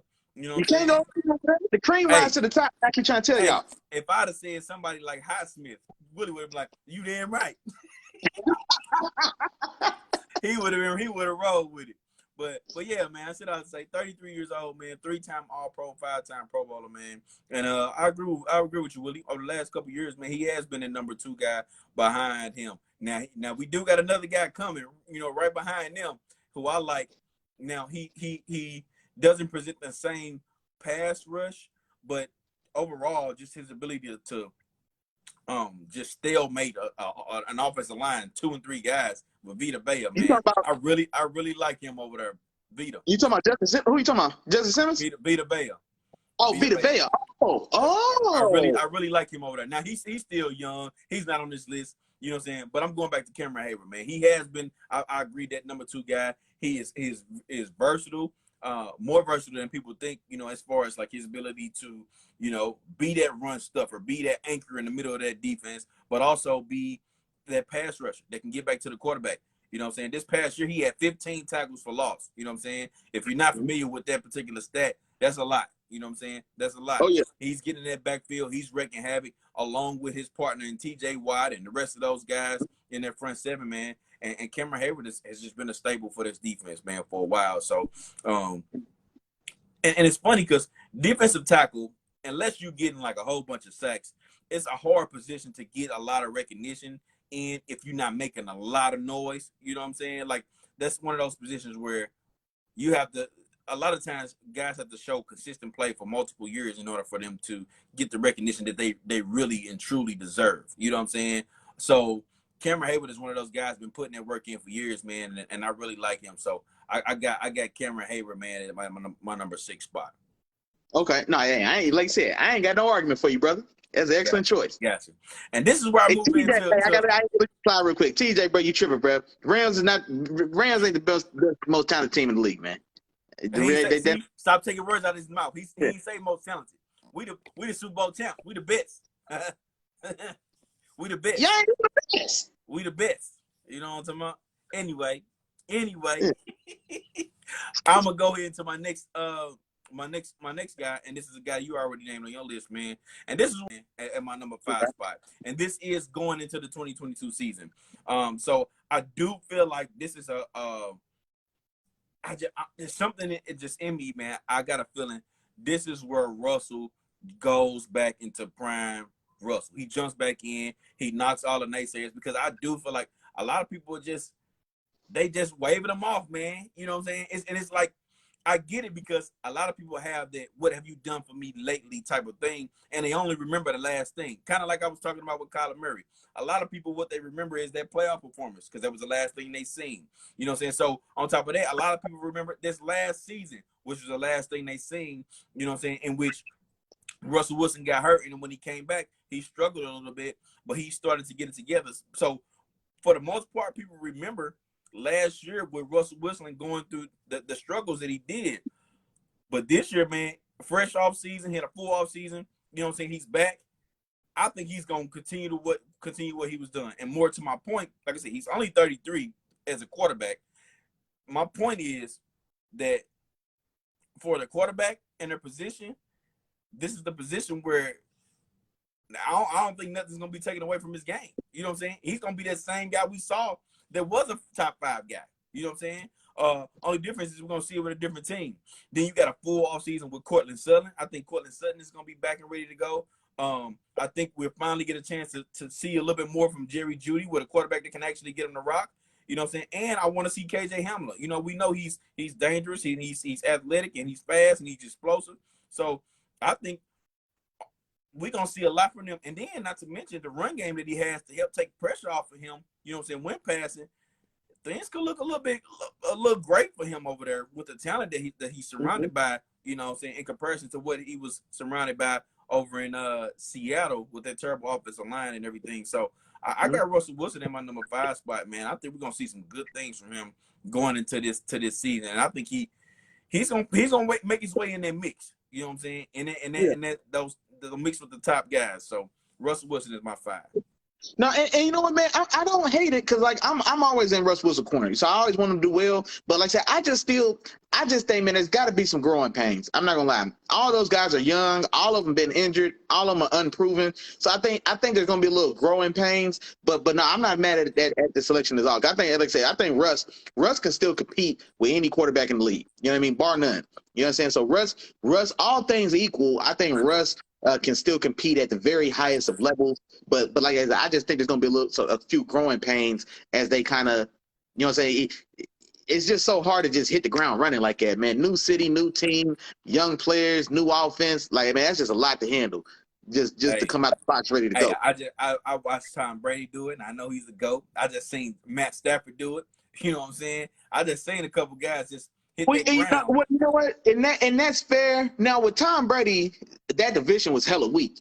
The staff with Stafford, I mean, I guess y'all had to worry about the Niners, and then you had a Cardinals team trying to make a little noise. You had a Seahawks team that was on the downslide. But don't forget, that AFC West is going to be the most competitive division in football. Like, ain't no easy weeks in that division, so that also hurts that too, though. I feel that. I agree with that. I feel that. Hey, Wilson White just commented. He said the kind of same thing. He said that division ain't the one to try it out on. Year 2 is going to be better. And yes, that's the same thing. I'm thinking, like, bro, that division is going to be rough, bro. I think he might need. It's going to be an adjustment period. But I mean, I hope you're right though. I want Russell Wilson to do well. You know what I'm saying, for sure. I feel you. Come on, give me your 5, man. Come on. What you got? Number 5 for me. Now this is where I have, man. I'm going back to the trenches, man. But I'm going on the other side. This is where I got Zach Martin. So I got Zach Martin, the guard for the Dallas Cowboys, drafted as a tackle, or no, plays guard. He was a tackle at Notre Dame, and then converted to guard in Dallas, and almost immediately, man, I think he might have been if he wasn't an All-Pro as a rookie, he was definitely an All-Pro his second year, and he's a guy that's really kind of set the standard at the guard position, probably for the last like 5-6 years, and so. I mentioned his name maybe last week's show, Marshall Yanda, who I think is a guy that just kind of, time passes and kind of forgets these guys. But Marshall Yanda was a guard for the Ravens. Shout out to Black if he's still in here, Kendall Gilliard. And so he was a guy that really like set the standard for guard for 7-8 years. And then like after him, I think it was a guy that's right around the time a guy like Zach Martin came in and kind of set that standard, that new mantle. And he's perennially, I think this past year, it probably wasn't talked about as much because of how dominant Trent Williams was and how dominant Trent Williams graded in the PFF scores. But Zach Martin had a grade also like 95, or he was like one of like 5 players graded above 95, something like that. So still playing very, very, very well. And now there's another young guy who's kind of, coming up in Quentin Nelson is who he started really hot. Last year was a little bit down and he was injured the year before, but he's probably going to be that next guy at the position. But Zach Martin for right now, man, is setting the standard at guard. I think Zach Martin, and like I said, still a guy. It doesn't look like he's slowing down. And so a stalwart on that Dallas Cowboys offensive line. So I'm showing the trench some love. Gotcha. And I like that, Willie Jack. And the only reason I didn't have him on my list, man, is because I do think going into the 2022 season, he slows down a bit. Now, that doesn't take away anything from what he's already accomplished. You know what I'm saying? He's a 5-time All-Pro guy. You know what I'm saying? So he's accomplished a lot. But I think going into the 2022 season, I think he takes a step back, and that's why I got a lot of these guys ahead of him. Now, you can argue if you want to put him in place of, my kicker, Justin Tucker and things like that. But honestly, I just didn't think about kickers. Like, that's not a bad pick. No, for sure. I'm just saying, like, just in general, like, if people want to argue about it, cool. I understand. I get the argument. But as far as moving forward, going into the 2022 season, I think we're going to see a little bit more of a struggle from him, you know what I'm saying, going forward. So, but we'll see, though. We'll see. Yeah. I got you. And then this is going to take me into my number 4. Now, number 4, this is where I got Travis Kelce. And so that's why I didn't talk about him earlier, so I'm talking about him now. But this is where I got Travis Kelce. And I think, excuse me. So just like we were talking about before, as far as like, players setting the standard at the position. And so the tight end position, there was a two-headed monster there. It was, it went from, like Tony Gonzalez to Antonio Gates. And then there was Gronk and Jimmy Graham. And Saints Jimmy Graham. And those guys were kind of, duking it out as the top 2 guys in the league. And honestly, that's kind of similar to what we've seen the last couple of years with Travis Kelce and George Kittle, where George Kittle, I guess in this example, being more similar to Gronk, being, very, very good in the pass game, but also being a very dominant run blocker. And then you've got Jimmy Graham, who, well, he ain't breaking. I mean, he ain't blocking nothing. You know what I'm saying? He ain't blocking nothing at all. Even though he's bigger than Gronk too, which is crazy. I think he's like 6'8" and probably was like 260. But anywho, but more like Kelce, where it's more so just all about the pass game, all about being a weapon to take advantage of, et cetera, et cetera. But Kelce, man, as a guy who argue 1 or 2 with him and Kelce over the last 5-6 years, but be that as it may, he's still been the guy kind of carrying that flag. And I think he's a year or 2 older than Kittle as well. And so he was a guy that was toward the back end of Gronk's time in New England. Kelce was already a guy who was on Gronk's heels then. And then when Gronk finally retired that first time, Kelce was easily the number 1 guy. And then Kittle started to emerge, maybe in his second or third year as being the guy. And so, but I still think right now today, he's still playing at a super high level. He's still a top 3 tight end in the league. You can still make the argument he's number 1. And I think you can argue one or 2 goes without saying. And honestly, depending on who you ask, I don't think it's out to question 3. I think the top 3 guys I think are all so close. Cause I think, that's a different conversation, but still right now today, going into this season, I think his last year was the first year, kind of like Chop was saying earlier, he's been the number 1 receiving option for Patty Mahomes and that Chiefs team. And before that, for Alex Smith and that Chiefs team, he's been the number 1 receiving option for these last 8 years. Last year was the first year where Tyreek Hill really stepped into being the true number 1 receiving option for that team. And he did well. Kelce's numbers were still very, very good. But last year was the first year where it's like, okay, Tyreek's finally the number 1, and now Kelce's like the 1B. He's still not a full 2. And so now with Tyreek Hill gone, I would expect that Patty doubles back down and leans more on Travis Kelce, as he works it out and figures it out with these other players around him. And so that's why I think when you mentioned him, I think back at 8, I was like, man, going into this season, I think his usage is going to go back up. You know what I'm saying? So I think he could actually have a boost to some of his numbers that maybe, and I don't even know his stats, but let's say if they were a little down last year with Tyreek, kind of switching spots with him, then I would think he maybe gets another jump back up because Patty's got all these new faces. And so, and also, the Chiefs also came back to the table and broke bread with him. So the Chiefs moved some money around for him. Did you see that? They pulled some money from the back of his contract and gave him a raise this year because he, the way these contracts go, he's pretty underpaid now as well. So they try to do right by one of their own, and they give him a little money, a little more upfront money right now to keep him happy, especially knowing that they need him as well. And so I got Travis Kelce at 4. Gotcha. All right, I like that, man. I have nothing. I have no problems with that particular pick and him being in that particular spot. You know what I'm saying? I agree with a lot of the stuff that you said. Yeah, so yeah, I'm with you on that. But my number 4, man, and this is where I got TB12, man. TB12, okay. Tom Brady as the QB in my number 4 spot. And the reason why is because Tom, for me, the thing that makes him so great, man, is the things that you can't measure, the immeasurables, okay? And when I say that, I mean, like, you got a lot of the top quarterbacks, the guys that the thing that catches people's eyes the most is when you see those terrific throws, like those passes where it's like, oh, he threw that on the rope, you know what I'm saying? He was falling off his back leg. He put that in a really, really tight window. You know what I'm saying? Those type of things that you see, and you're like, man, this guy's good. This guy's special. And then on top of that, having those numbers, the over 4,000 passing yards, over 30, 35, 40 touchdowns. You know what I'm saying? All those type of things. Even and nowadays, like the no-look passes and stuff like that. You know what I'm saying? So There's a lot of things that people see, and they're like, man, this guy's special. This guy's really good. But the thing for me, and I've always, me and Willie have always talked about this, is that Tom Brady will always make the right play. That's one thing you can always count on him. And you can't measure it because it's like people will look at it and it's like, oh, he threw that check down on that pass. And they'll think nothing of it. It's a check down. You know what I'm saying?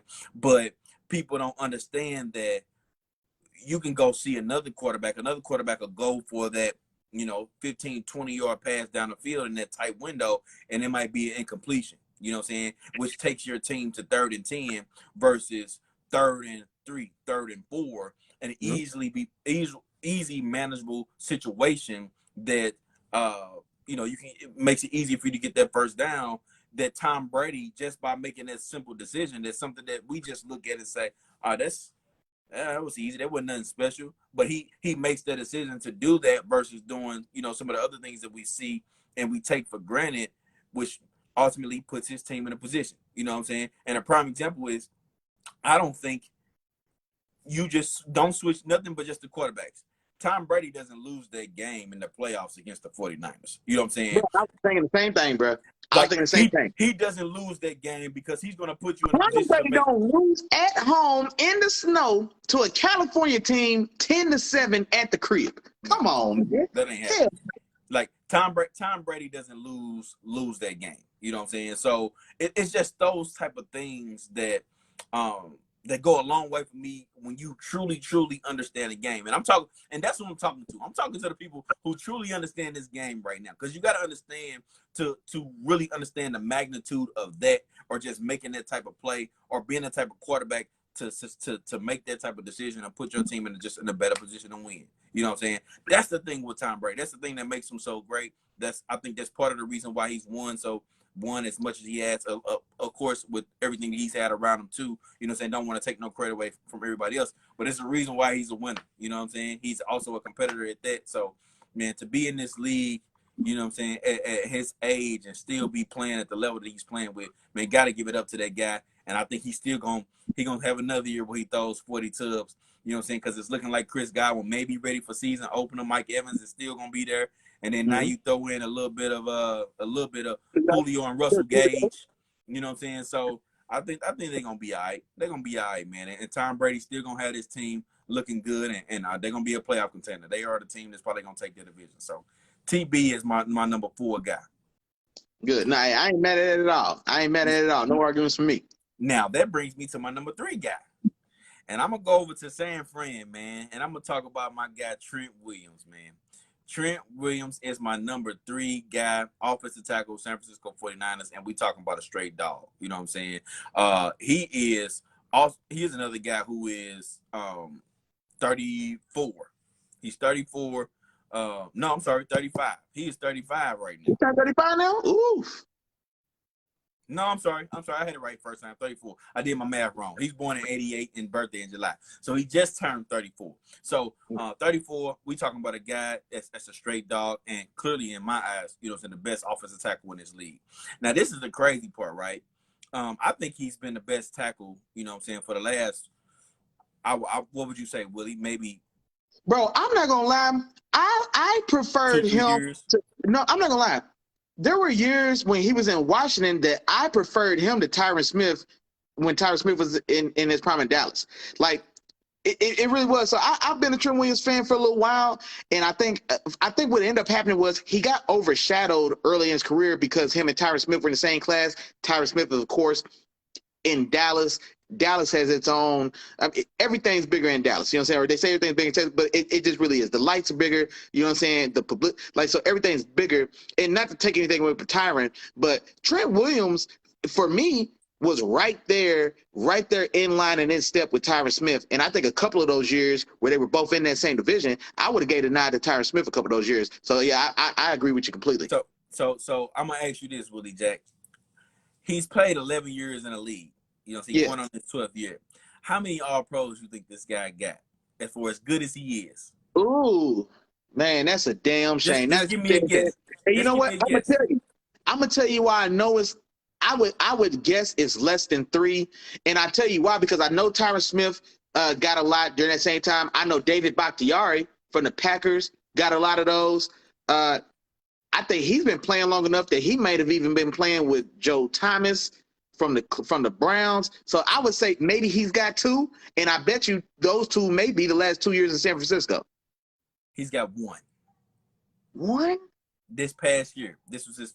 Now he's got 1, 2, 3, 4, 5, 6, 7, 8, 9 Pro Bowls in a row, but he's got 1 All-Pro. You know what I'm saying? And we're talking about a player this good. When you talk about the Shanahan offense, man, and the things that Shanahan is also able to do, we talk about Deebo Samuels a lot and how flexible he is as a receiver and the things he's able to do. Also because of the things Trent Williams is able to do. You know what I'm saying? Moving around on the offensive line and just be physical. That tone setter for that offensive line, man. So Trent Williams is my number 3 guy, man. We talking about a straight dog. Number 3. No, for sure. And Brother Red said Trent Williams is a beast. Washington was going on dirty. Man, did you I think it was either the pivot or it might have been I Am Athlete where he talked about what went wrong in Washington. Did you see that interview? It's been so long. I want to go back and look at it.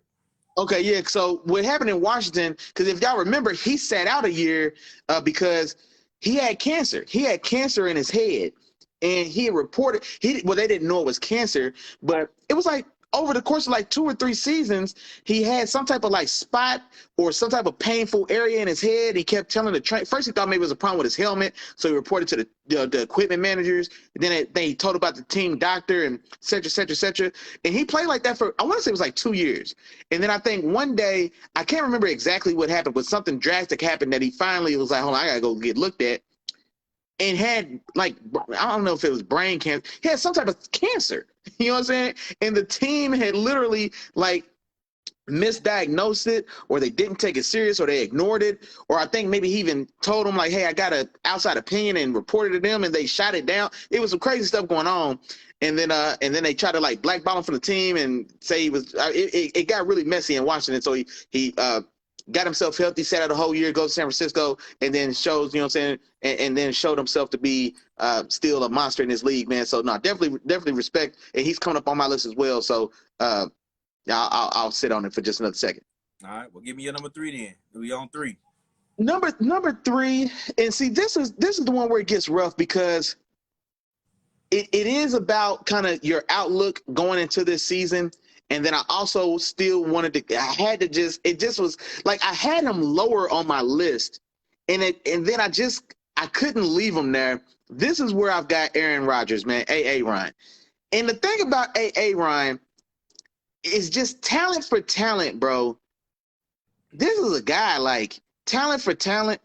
There's just not in the history of the league, bro. There's just not been 2 more guys like this. You know what I'm saying? Like, legitimately.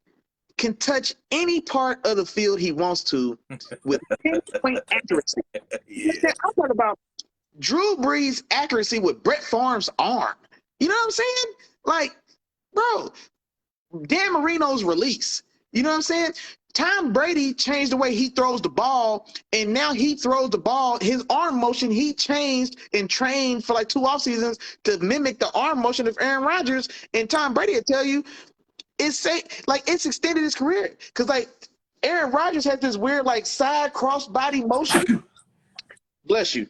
Thank So you, Aaron Rodgers got the weird side kind of arm cross motion, and oftentimes he actually jumps and leaves his feet when he throws, which is impressive because he can still throw 60 yards with no feet on the ground on a rope. You know what I'm saying? So like, bro, there's just like he's just really supremely talented. You know what I'm saying? And so it's just now he doesn't have the hardware, you know what I'm saying? Like because of all the other stuff, like just having all that raw talent and ability, it's not enough. Just like Chop was telling y'all, that's the difference between, you know what I'm saying? Like when the debates come around, it was a debate about who's the real GOAT, Rodgers or Tom Brady, like 3-4 years ago, you know what I'm saying? And it was like a real debate because okay, well, one guy's got the silverware, then one guy's got stuff that nobody's ever seen, or you know, some of the most special stuff we've ever seen. But just talent for talent, man, it's just hard to get better than A-Rod. It just really is. And at first I had him like, I think at 5, or I had him behind Kelsey. I'm like, man, nah, man. Kelsey's not, I just couldn't do it. So I got him here at 3, A-Rod, man, just still one of the best. I can't wait to see what he looks like now without like a bona fide number 1. He's always had a guy from Donald Driver to Greg Jennings to your boy out of Kansas State, Jordy Nelson to Devontae Adams. And so now he finally doesn't have that. So I am curious to see like what it looks like now, but I'm not gonna lie, bro. It's gonna be hard for me to believe that just Aaron Rodgers is gonna disappear off the cliff. It's A-Ryan, man. It's still A-Ryan. A-Ryan was scary, bro. We forget what 2017 A-Ryan looked like. We forget what 2015, what's that Super Bowl year? 2010 A-Ryan. You know, he's been doing it for a minute. The year he stole one of them Super Bowls from my Steelers. Bro, we forget 2010. Now here's the thing. 2010 Aaron Rodgers, that Super Bowl year when Charles Woodson came over and converted to safety and they had like a top 3 defense, bro, that might be the greatest single quarterback. If you had to pull one player from one season, y'all know I like doing stuff like this. 2012 Adrian Peterson is the greatest running back in the history of football. I don't care what nobody say. 2010 Aaron Rodgers may be the greatest quarterback to ever play football, bro. May be the greatest. And I don't even know what the stats say, but bro, the plays he made, the arm strength, the arm talent, he's more athletic and more mobile than he gets credit for. Man, come on, man. A-Ryan was a scary ass dude, boy, and man, like that for about 8 years. You know what I'm saying? Outside of injury from like 2010 to 2020, that whole decade, outside of his injured seasons, you know what I'm saying? The boy's been dominating this league, or he's been turning this league up. You know what I'm saying? Now regular season or whatever the case. But yeah, that's why I got A-Ryan, man, number 3. It was just hard to it was hard to put him lower. The more and more I thought about it, I was like, man, that boy's special. That boy's still. Come on with your number 2, man. Come on with your number 2. Oh, and then number 2, this is where I got Trent Williams. And so, Trent. Hey, brother, he plays scary. I don't even want to say scary, but he makes business decisions now. He definitely making business decisions, and he's petty because I fully think I'm not gonna say he tanked games, but he definitely tanked plays. And Greg Jennings and Donald Driver, I tell you about that when he was beefing with Mike McCarthy and he didn't like the play call. He was throwing it in the dirt and was walking off the field before the ball even hit the ground. You know what I'm saying? So he's petty, and people will tell you he's a terrible teammate or not a great teammate, not a great leader. But like I said, man, talent for talent, man. Hey, that boy's something different. But number 2, I got Trent Williams, and this is another guy, man. Just like kind of Chop says, I won't go too long. Having a career renaissance. Finally made his first All-Pro, which is tragic. I ain't gonna lie, man. That's tragic because this is a guy. He's a Hall of Fame left tackle, and I'm talking about before this last year. In my mind, he was a Hall of Fame left tackle before because he's an All-Decade member for me. Him and Tyron Smith are the All-Decade tackles for that, for the 2010s. In my mind. I would give him that spot over Bakhtiari. the blindside guy for the Packers for a lot of those years. And I think Bakhtiari probably got a Bakhtiari deserves what he got as well, but it is a little more one-sided. It's purely pass protection. He's not so much a weapon or a force in the run game. And Trent Williams is going to be a dog in both. Supreme athlete as well. You got to listen to some athletic people that tell you stories about Trent Williams can like windmill dunk. He's 330 pounds. You know what I'm saying? Like that type of athleticism is crazy.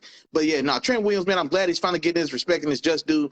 Had a 99 grade from PFF at 34. He put up some highlight material blocks. You can YouTube and find. I don't know if he got Vine Miller. Nah, Kittle got Vine for sure.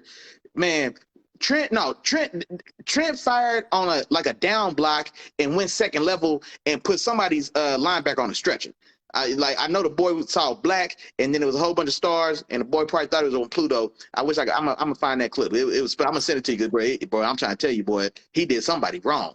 He did somebody wrong. But now Trent Williams, man, 34, just turned 34, playing the best ball of his career, and honestly, I don't see him slowing down. I don't see any reason why he's slowing down. And we know tackles can play and maintain their play for a long time, as you'll know, because Andrew Whitworth just retired as a Super Bowl champion. He was 41, and he was still. Well, this year he would probably seen a little downturn, but still played really good ball up until the very end. Gotcha. All right, man. So I ain't mad at it, but that brings me to my number 2. You know what I'm saying? And my number 2 is I flip flop with you. I'm gonna go Aaron Rodgers, man. Aaron Rodgers. So we still talking about back-to-back MVP guy. You know what I'm saying? A guy with 2 MVPs straight. You know what I'm saying? A guy that's still out there slinging that rock. You know, so he can throw with the top as far as arm talent and things like that. You know what I'm saying? So definitely one of the better guys in the league. So I'm unsure about going into this year as well, but I did start thinking about something, right? Okay, so let's go back to matter of fact, I'm gonna go back to, you know what I'm saying, the years when or just the years in general with Aaron Rodgers being the quarterback, right? Donald Driver, okay, was a 7th round pick. Okay, Greg Jennings was a 2nd round pick. Mm-hmm. Jordy Nelson was a 2nd round pick. Devontae Adams was a 2nd round pick. Mm-hmm. These are all number 1 guys for Aaron Rodgers. You know what I'm saying? That he ended up, I wouldn't say he did it himself, but end up developing a type of relationship to help develop these guys into number 1 receivers. You know what I'm saying? And I'm not 100% sure that he couldn't do it again. You know what I'm saying? We all looking at these guys as, all right, I don't know who these guys are, but we didn't know who we didn't expect those other guys to become stars either. You know what I'm saying? Not to the magnitude that they were when they were playing with Aaron Rodgers. Jordy Nelson with Aaron Rodgers was a 1,500-yard receiver. You know what I'm saying? 13 touchdowns. You know what I'm saying? Greg Jennings was a 1,200-yard receiver. Donald Driver, definitely over 1,000. You know what I'm saying? And then we look at Devontae Adams. You know what I'm saying? Now, we can watch his individual skills, and I can say he's developing to probably the best receiver of those guys, if you look at it pure skill-wise. But before that, we didn't know. You know what I'm saying? But that was part of the reason they got rid of Jordy Nelson. So right now, today, as you said, Willie, arm talent and the things that Aaron Rodgers can do, all his gifts, you know what I'm saying, and the things he can do on the field, I don't think there's anybody else, you know, in the league that can do some of the stuff that he can do. You know what I'm saying? There's some talented guys out there. Pat Mahomes is there. You know what I'm saying? Pat Mahomes can do a lot of those things too. But just in general, you know what I'm saying, this guy is special. You know what I mean? Yeah. This guy's special. He's been special for a long time, and he can do a lot of those things. That's the reason I got him as my number 2 spot. You know what I'm saying? As far as this list goes with of guys over 30. Which brings me to my number 1 guy. I think we got the same number 1 guy. So yeah, we can go and talk about him together. You know what I'm saying? We can talk about him together. You know I'm happy to talk about it. Hey man, we're talking about maybe one of the best defensive one of the best defensive players of all time. You know what I'm saying? Maybe the greatest defensive tackle of all time. You know what I'm saying? Nah, I know maybe he is, but maybe the best defensive player. You know what I'm saying? Let's just stick to that. You know what I'm saying? Aaron AD 99 Donald. You know what I'm saying? You know what I'm saying? If you're gonna put a big before somebody's name, it should have been Aaron Donald. It should have been big AD. That's what you should have said. You know what I'm saying? You talking about Big Josh Allen? What should have been Big AD? You get some respect on his name. But no, man, we talking about a guy, man, who has been extremely dominant, man. I'm been an all pro caliber player since the moment he stepped foot in the league. He's been an all pro every single year except for his rookie year, in which I think he got rigged from that. I think he was an all pro player that year, to me, in my opinion. But either way, man, we talking about a guy that was really good, man. A guy that can get out to the. Go ahead. No, I'm sorry, I'm sorry. I was just gonna say, now that you say that, because I remember when he got drafted, because y'all drafted Jason Smith, that tackle out of Baylor, and then y'all got him at 13. I want to say out of Pitt. Who was the all pro? Because I remember, I can't remember if he was rookie of the year, but I definitely, if he wasn't rookie of the year, he should have been. I remember his rookie year, and I was thinking about this the other day, because who was those all pro defensive tackles that year? Don't worry, I'm gonna tell you. But I definitely think he should have been it. You know what I'm saying? He should have been one of those guys. You know what I'm saying? So, I'm trying to think who, because was it 20 when he got drafted? Was it 2012, 2013? No, was it 2013? No, it's 13 or 14. 2014. 14, there we go. Okay, yeah. So 2014. Who would have been the tackles in the league in 2014? So the defensive tackles at that time. Hold on, I just pulled it up too. Calais Campbell and Fletcher Cox. There's no way Calais Campbell ever had a better season than Aaron AD, dog. That's what I was talking about. No, Fletcher Cox was a dog now. Fletcher Cox was a dog now.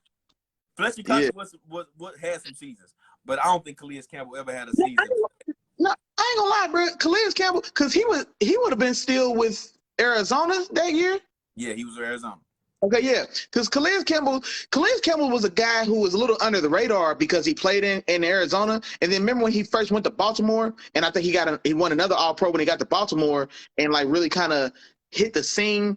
But no, Calais Campbell, bro, Calais Campbell wasn't no slouch. I don't know their stats, but I ain't gonna lie, that rookie AD, those Fletcher Cox for sure. Maybe he's got the argument with Calais Campbell, but because I don't remember specifically. I'm sorry. He got it at defensive end. Calais Campbell got it at defensive end. Okay, well, okay, because he was a 3-4. Yeah, he was a 3-4. Tackles were Marcel Darius and Dominican Sue. Ooh, no, yeah, Sue for sure. No, I ain't gonna lie. With Sue for sure. Boys forget, Sue's a Hall of Famer in my book. Boys, dominant. He definitely is. Dominican Sue was a problem. But boys forget, Marcel Darius, he only had 3 years in Buffalo. But he was pretty legit for like 2-3 years in Buffalo, and I think because he came out of Alabama and like won all the defensive line awards, he got drafted like top 5, and then went to Buffalo, and then he had like it was short. He had like, I want to say it was 2, maybe 3 years where he was a guy. He was a guy, and then it faded just that fast though. So yeah, if that was one of the hot years for Darius, then I mean that might be legit. It might be legit. And you know, with the All Pro list, normally it's guys that are more proven because it's not just like a Pro Bowl. So normally to be an All Pro, you do have to be a little more proven. Because I think, like I remember the year where that was the other way around. Richard Sherman made the All Pro, but didn't make a Pro Bowl. But yeah, normally with the All Pro, you do have to be a little more proven because guys like that's the real you really gotta be one of them ones. You don't always just kind of get it right off the rip on the All Pro list. Yeah, now Marcel Darius had like a 2-3 year run. He might have won another. He might have been All Pro twice. I want to say he got it once, but he had them 2 Pro Bowl years. 2013 and 2014 was his best years. Okay, yeah, I was about to say he had. I was about to say I remember he had like a little run. Yeah. Yeah. So either way, man. But like I said, man, Aaron Donald, I think he is the best guy on the list, 30 and up, you know what I'm saying? Just a dominant guy, can get out to the pass rusher. He can play the run, you know what I'm saying? I heard you out there, Warren Sapp. You started talking that trash, but people forget he made the key plays against the run, you know what I'm saying, to help seal that Super Bowl. So Aaron Donald's just dominant, man. Just dominant, one of the best to do it. So that's why I got him in my number 1 spot. No, and I had him at number 1 as well for all the obvious reasons. I think with 8 straight All Pros and you know, he's got all the stats and accolades. And honestly, I don't know if any player has benefited more, like reputation-wise, than Aaron Donald from PFF. Like, because PFF is a new thing. Like Warren and those guys, they didn't have PFF to go in and break down the grade their play, even on plays that they don't make a play or make a tackle. You know what I mean? And because a lot of Aaron Donald's like wins are on plays that he doesn't like that don't you may not notice. But now one thing I would say about Aaron Donald, I do think he is still vulnerable in the run game, bro. Like I really do. I really do. There's certain styles of runs where of course like he can beat you cross face. So if he's gonna beat a reach block every time. So if any team who's trying to reach block Aaron Donald, that's stupid. You know what I'm saying? Because a reach block is where you kind of sacrifice, you let him instead of a guy being lined up, like, okay, for you, imagine like your leverage and technique. So if you take away a guy's inside shoulder, you know what I'm saying? And so now you're forcing on one way. Imagine if you lined up outside technique, but your assignment was inside. So like you're intentionally lining up outside, and then you got to beat the receiver across to the inside. You know what I'm saying? Like at the snap, like that's a reach block. It's special. So like no offensive lineman is ever going to beat Aaron Donald across his face at the snap. It's just not going to happen. And so those are the plays, like those run schemes and run plays, we see him blow that shit up all day long.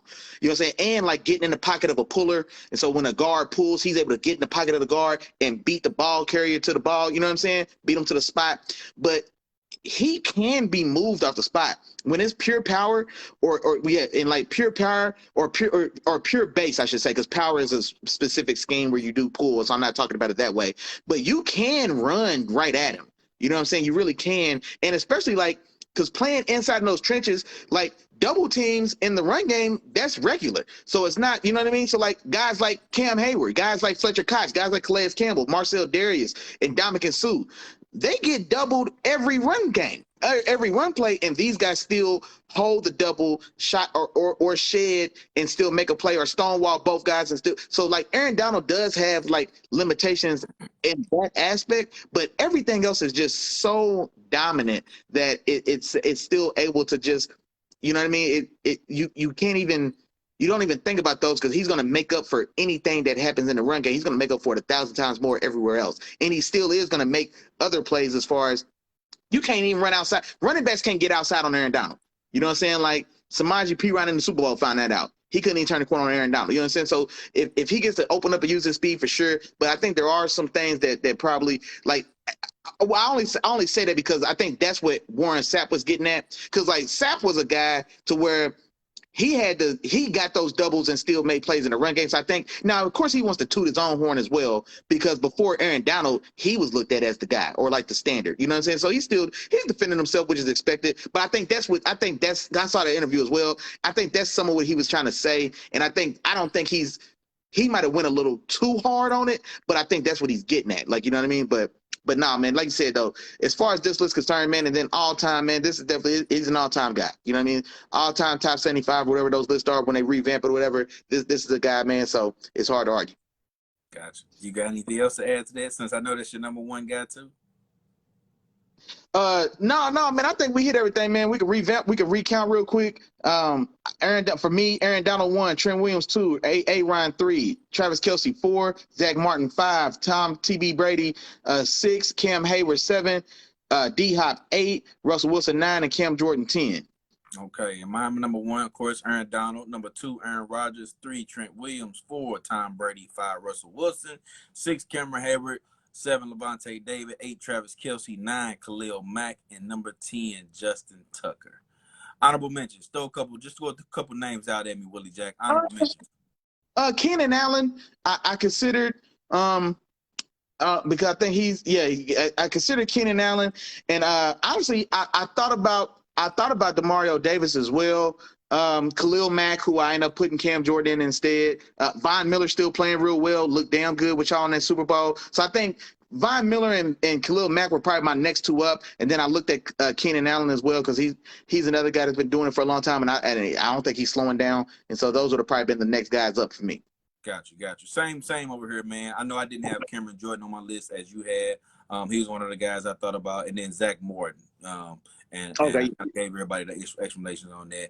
Every other name you said I had too, Keenan Allen, Von Miller, those type of guys. So You know, those were the guys that made my honorable mention list, man. But other than that, that's pretty much what I got. Do you you want to give out a game ball, man, and wrap us up? Give us a game ball to wrap us up, dog. You so right, man. Game ball, man. Man, no, hey, you know what, man? Game ball to my dog, brother Red, man. Joseph Kenny, man. Hold it down, man. Down the stretch with us, man. Active in them comments. Even right now, he said Darius flamed out and Sue was dirty. You know what I'm saying? So, but Sue was a problem. Look, look. Sue was edgy. You know what I'm saying? He played with edge. If Sue played in the '70s. You know what I'm saying? We'd have looked at it finally like Mean Joe Green. Mean Joe Green's got highlights kicking boys in the head, but it was a different game. You know what I'm saying? So it's all good. Sue was you know what I'm saying? Sue was made for a different time. You know what I'm saying? He's a throwback. Sue's a throwback, but Sue should have won a Heisman. That last year at Nebraska, Sue at nose guard, bro, had 100 tackles, like 25 tackles for a loss, 15 sacks at Nebraska. Getting triple teamed every game, bro. His look up his last year in college. His numbers are stupid, bro. It was ridiculous. So it's Dominican Sue, bro. Definitely should have won a Heisman that year. I can't remember who got it. It should have been a Dominican Sue. That boy was different. But nah, man. Hey, if you like it, I love it, man. I think we wrapped it up. I know we ran a little long, but hey. Appreciate everybody coming down, holding us out, man. Brother Red, Joseph King said strong list on both sides. Hey, we appreciate the love as always, my dog. Quick rundown, man. Shout out to the home team, man. Moms was in the building. My sister was in the building. Appreciate y'all, the support system for sure. Shout out to my dog, James Skinny Ward in the building, man. Shout out to Real Deal STO Sports. Shout out to Black who came through and hollered us for a little bit. TJ Detweiler was early in the building. My dog Cooper Jones, Miles, Tom, my dog D Will, Derek Williams came through for college, man. Hollered at your dogs, man. Boom, boom, boom, boom, boom. Big Boss Bears came in here. Big Boss Bears came in here, man, and got active with us, man. We appreciate the love and support, my dog, as always. And then, man, hey, if I forgot to say your name, you know what's going on, man. Charge to my head, don't charge to my heart, man. You know I was thinking about you, man. Appreciate the love and support, as always. And we will be back, man, Wednesdays at 7 o'clock. Catch us right here, same bad time, different bad channel. We will be back next week, 7 o'clock on Wednesdays. You can't miss it. If you ain't got nothing else to do and you sitting around, running around while your life don't feel right because you're just sitting around on a Wednesday, you probably not in the show with us. You probably not here. And then you're going to get in here and you're going to feel good about yourself. Come in here. Let me help you. Help us to help you. Get in here and learn something, my boy. We appreciate the love and support as always. And now, hey, catch us on the rebound, man. We appreciate y'all. Peace. Peace.